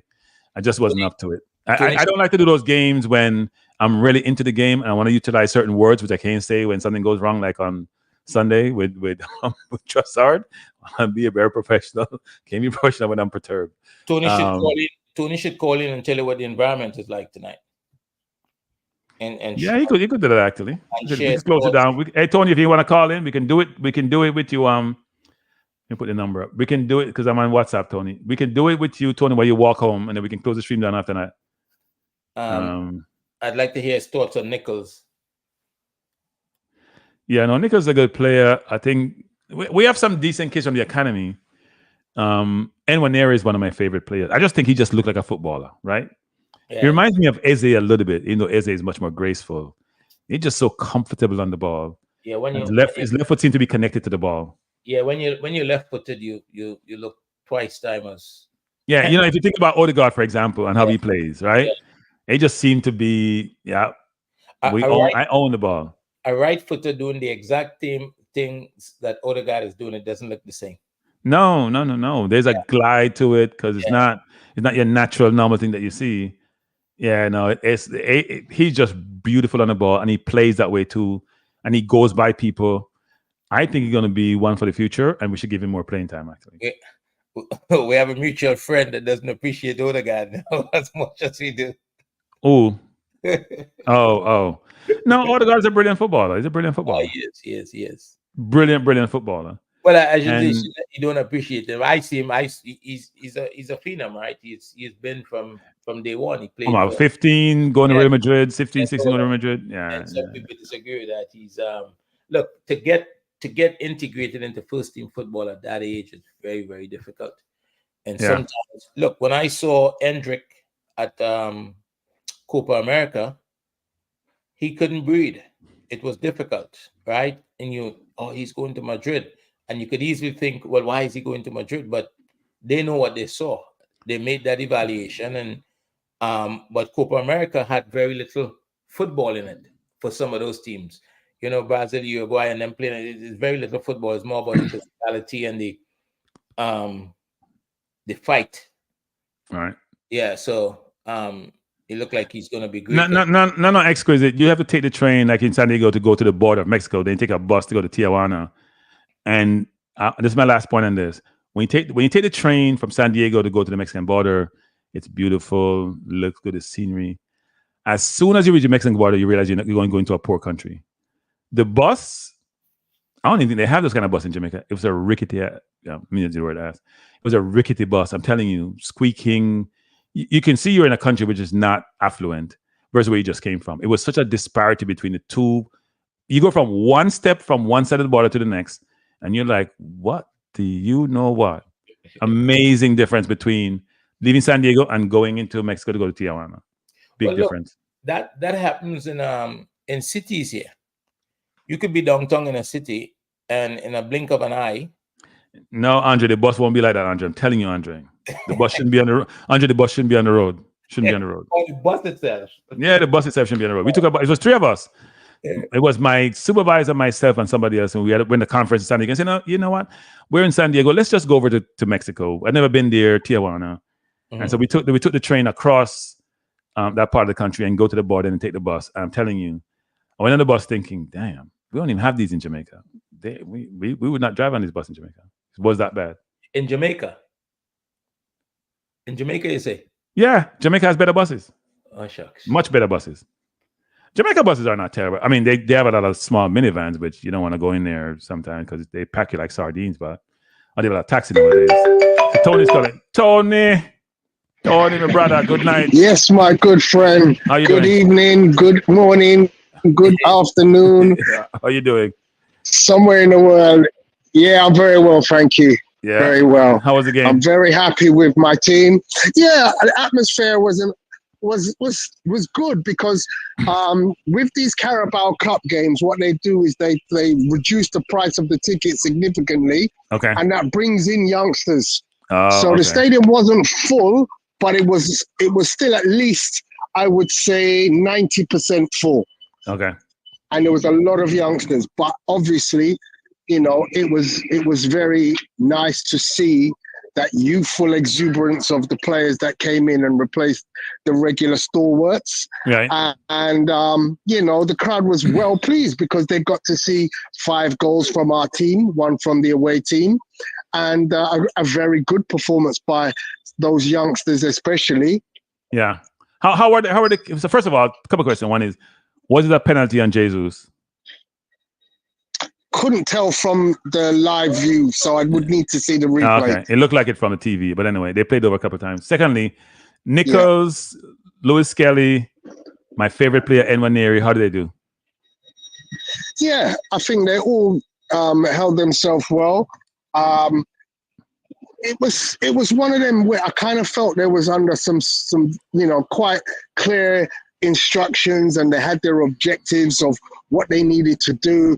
I liked the way they protected the keeper, didn't leave him exposed. Obviously, I think Arteta doesn't seem to realize that Jorginho just doesn't have the legs to compete with any striker. So that was was he the last man on that goal? Was he the last man? It was funny watching him run. Yeah. He reminded me of Mavropanos running down Jackson. And you know that as soon as the balls hit long and it becomes a foot race, he's only coming second. No, he didn't come second. He didn't come second. He didn't come in at all. But coming in at all. He coming at all. The one man race. Yeah, not good. Tony, how you doing, brother? Yeah, Jorginho has been a good servant, but his legs are not there. But they were never really there, but now it's worse. Yeah. Yeah, I think with Jorginho, you know, he has a certain set of skills, and you know, clearly he's that sort of skipper stroke coach. Yep. From the sideline. Yeah, because you know he's doing his badges, right? You know he's doing his badges, so. Yeah, that's right. And he's there in a consultative role in my estimation. Yeah. So in that role, you know, I'm hoping that he can impart the knowledge and wisdom to those who are coming in, like Mikel Moreno, obviously Declan Rice. What's disappointing for me is today, for me, gave an opportunity for Declan Rice, especially, to try and become that playmaker. And unfortunately for me, I felt let down because I don't see him attempting even those progressive passes, those passes through the lines, you know, marshalling the middle of the pitch in the way that Thomas Partey does, and even Jorginho to an extent. Yeah. I don't think he has that in his repertoire. No. I don't think he has it. I think we don't realize that he may be on the bench, Tony. He may be on the bench. I agree. I totally agree. Yeah. Because I started this season thinking that Thomas Partey wasn't quite the Thomas Partey of old. Right. You know, he was very lax with some of his passing. But the Thomas Partey that played against Manchester City seems like he seemed to have rekindled some of that youth back into his legs. And obviously, you know, the fact that he's now played, you know, his most number of games in the opening of a season. I think that was 7 games on a trot. Plus, yes. You know, I mean, the 2 for Ghana plus these games. Yes. Exactly. Yeah. Exactly. 90 minutes too for a lot of them, except for 1. Yeah. Yeah. So it kind of tells me that, you know, if Thomas Partey is fit, I always say he's our best player. He is our best player because he releases everything. Yeah. You know. Yeah. So it's interesting looking, and I'm trying to see the progression on Declan Rice to see, are you learning from those around you. Some other things that I noticed today, Sterling is actually still learning on the job, especially in this Arsenal system, which to me doesn't differ too much from the Manchester City system. Right. But he still wants to hold on to the ball too much. And I actually question his starting position quite often, where against a fullback who wants to push up, don't come infield and let him be able to be close to you. Stay out wide. And that's what Martinelli does. He refuses to come in, right, and he stays out wide and sometimes gets missed out completely. But when the ball goes your way, when you stay out wide, you have so much field. Do you think And he's like? friend, Do you think he like Jesus are pressing too hard because they're trying to show the manager they should be starting? Because Jesus was playing all over the field and trying to get on the ball and doing all sort of stuff, right? Yeah, but that's what Jesus does. He's that unfortunately is his game. We've seen it before. We know what he does. Unfortunately, he's not as effective at doing that as he thinks he should be. Yeah. And that's why he's ultimately now being replaced by Kai Havertz, because, Kai Havertz fits what we need so much better. But should we be playing? Here's my view. I don't disagree with that, right? And by the way, I had the stat I was sharing with people that Kai Havertz have a stat I've never seen in football in my life. Because Kai Havertz played an entire game watch a lot of football. and didn't make one accurate pass. Because you don't watch a lot of football. But so did Julian Timber Timber made one. Timber made one. He was 1 of 7. He was 1 of 7. He was better. He was 100% better because he had 1. Havertz was 0 of 6. Timber was 1 of 7. Timber was 14%. Havertz was 0%. But anyway, you were saying they have a stat which is not repeatable. You cannot repeat that stat. But no, I agree with you. Actually, I agree with you. So you don't see Sterling starting there? No, he's not ready. No, and also he needs. I think the small highlight that we saw at the weekend and today just tells me that Martinelli understands the system better. Right.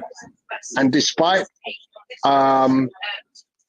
making poor decisions when he's actually in a position of strength, he still has the one-up on Sterling right now for me. But I see Sterling go to the byline and putting the ball across to the far post. That's it. Can you imagine that if we have some big people up there? We don't have too many big people, but like a Havertz, you could see him finding a Havertz, couldn't you? Possibly, right? I mean, think about it, because he put the ball to the far post on a dime a couple of times, which weren't heading in. So I could see him. Martinelli does that too, but I could see Sterling going by his man and Lewis Kelly gave him a brilliant pass for the first goal. And he put the ball right on the spot for Jesus, who missed it. Right? So interesting. I think we need to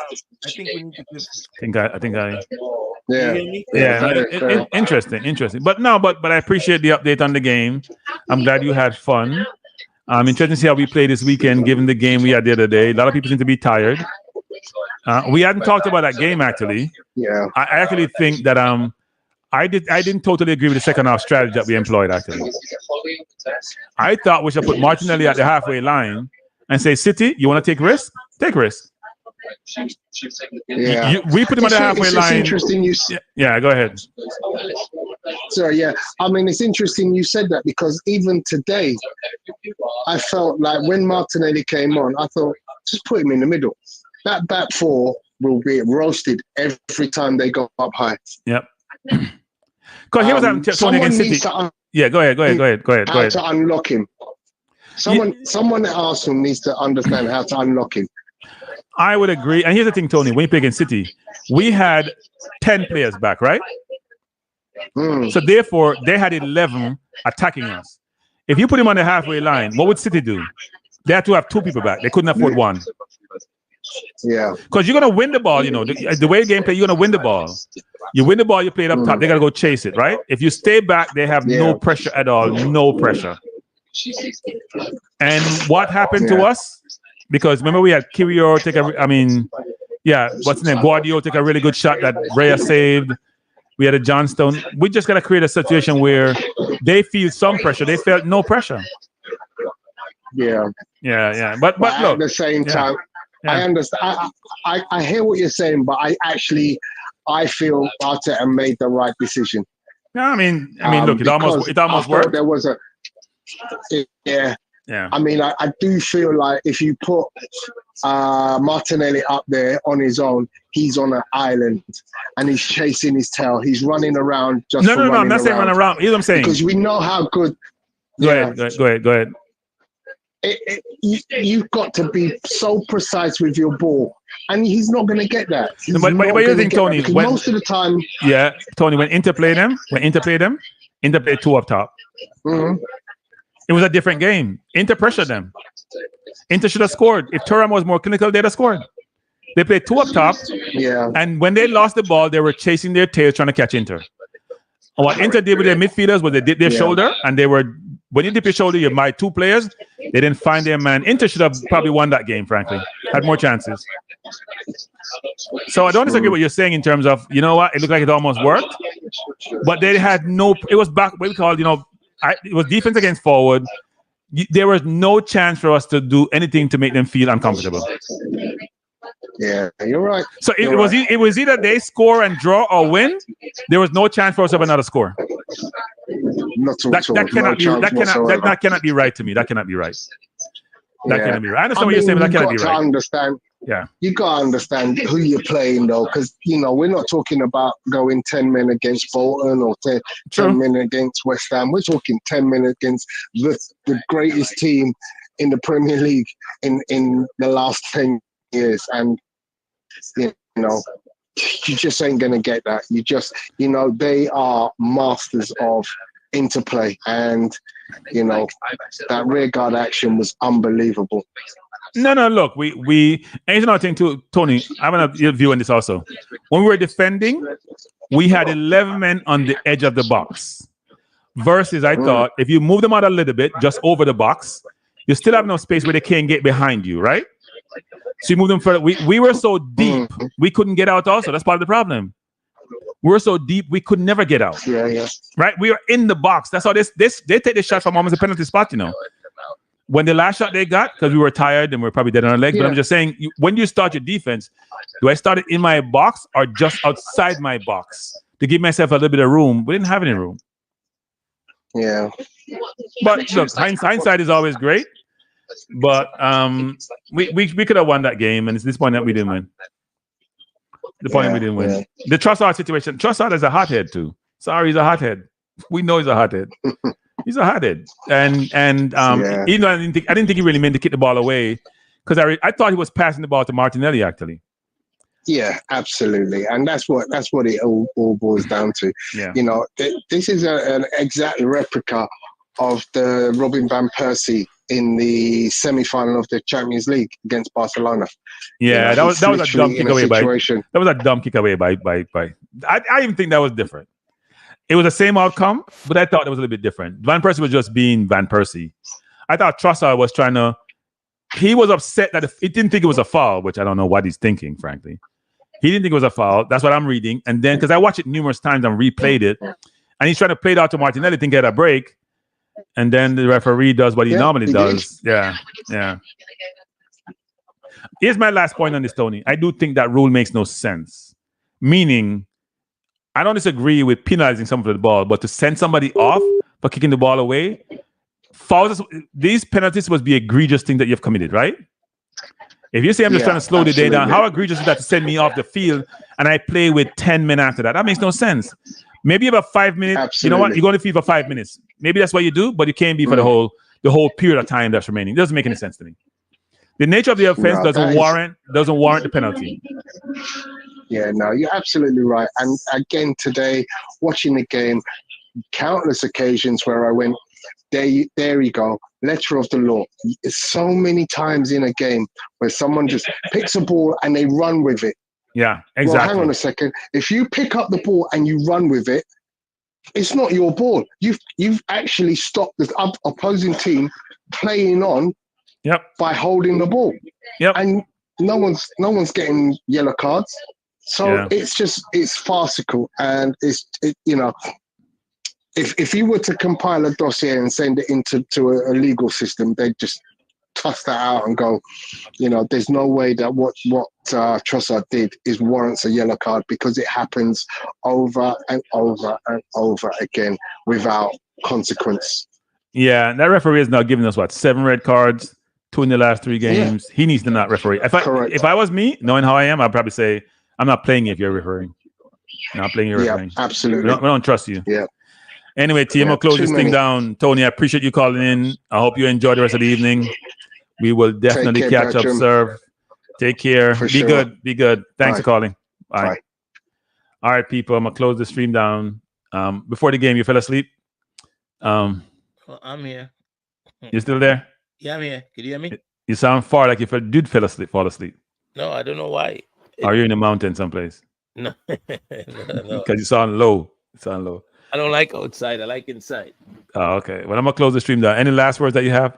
No. Good conversation today. I think I enjoyed having JD come on and chop it up a little bit, and JD make lots of sense whenever I listen to him. JD makes no sense. I know what you're talking about. But anyway, JD's a good person. Before the game, before you go, thanks for coming on. Yeah, appreciate you being here. I want to help you in life, but I can't help you with Trinidad. Yeah. I don't work on lost causes, okay? I can't help you. We go find something else to do together. Yeah, let's find something to do together. I can't help you, Trinidad. If JD is still listening, put on your alarm tonight. Make sure. And JD, I appreciate you being here. It's the first time on my channel. You can come back anytime. You have an open invitation. For those of you in the chat, thank you for joining. Tony, thanks for calling in. 5050, thanks for calling in. Appreciate you. Everyone else, have a wonderful evening. I'll be back when I'm back. I don't know when yet. What Peter was saying? By the way, not the first time that occurred. I'm not sure what occurred. What is that? Peter, you got to be more elaborate and more expansive about what you're talking about. And by the way, as I said before, I heard my name was being called on the channel. I have to go search for it and find out what's being said. I'm gonna record it and I'm gonna play it and I'm gonna respond to it, because that's who I am. And now somebody said like JD and others would say, let it go off your back. But I'm not water. I don't go off my back. That's not me. So let's hear what it is. Eh? You're not a duck. Not a duck. I'm gonna say I'm not water. I'm not a duck. I'm not a duck. I'm not water either. I'm not water. I'm not that fluid. I'm much more harder. But anyway, thanks for being here. I appreciate you being here. Hope you have a wonderful evening. And we see you when I'm see you. And look, people, I'm gonna play my thing before I go out. My outer. Look for the pass with the left foot. Look for the accident. Look for the pass with the left foot, and the guy botched the chance to score. I'm the one with my back to goal, making the pass with the left foot. Don't go out before you look at it. Look at it and then tell me if that's not a Messi type, Perlina type, Zinedine type, De Bruyne type pass. All right, everyone? Good night. Incident you spoke about using your content. Yes, the one we spoke about today, where I said I made a left foot pass in my outer Kranky live video. Just look for it. Skip the basketball stuff. Just look for it. Huh? No, Peter Mystic is talking about something else. Okay. All right. Well, Peter, we have to catch up with you later. Yeah. Bye, everyone. Out. Have a good evening.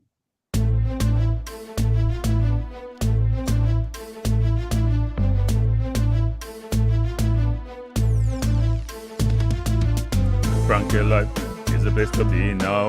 For the best sports talk, and it's free, yo.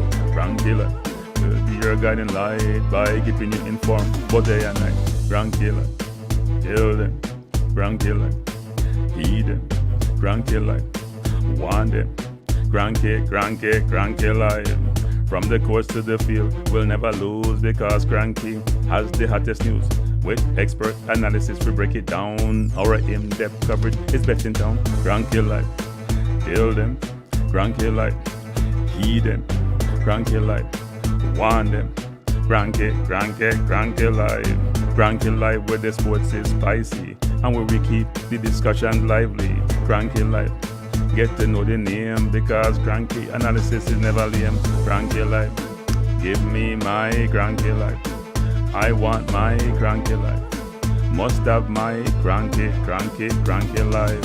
Whether it's football or track and field, you know cranky is at the wheel. So join the journey through victory and defeat, and subscribe and don't miss a beat of cranky life. Tell them, cranky life. Heed them, cranky life. Want them, cranky life. If you're from England or USA, from Kingston or Bombay, from Kenya or Canada, Lagos or Havana, visit Cranky Live. Tune into Cranky Live. Like up Cranky Live. Subscribe to Cranky Live. Cranky Live coming to you on weekdays. Cranky Live sometimes on Sundays. Pull up a chair and take a seat because Cranky will always bring the heat. Cranky Live. Me say fi tell them Cranky Live. Me say fi heed them Cranky Live. On them Cranky Live. Cranky Live will be around. Cranky Live is the best in town. Me say fi heed them. Me say fi want them. Me say fi heed them. Want them, heed them, want them. Cranky Live. Cranky Live. Heed them, want them, heed them, want them. Cranky Live. Cranky Live. Heed them, want them, heed them, want them, heed them, want them. Cranky Live. Cranky Live. Cranky. Heed them, want them, heed them, want them. Heed, want, heed them.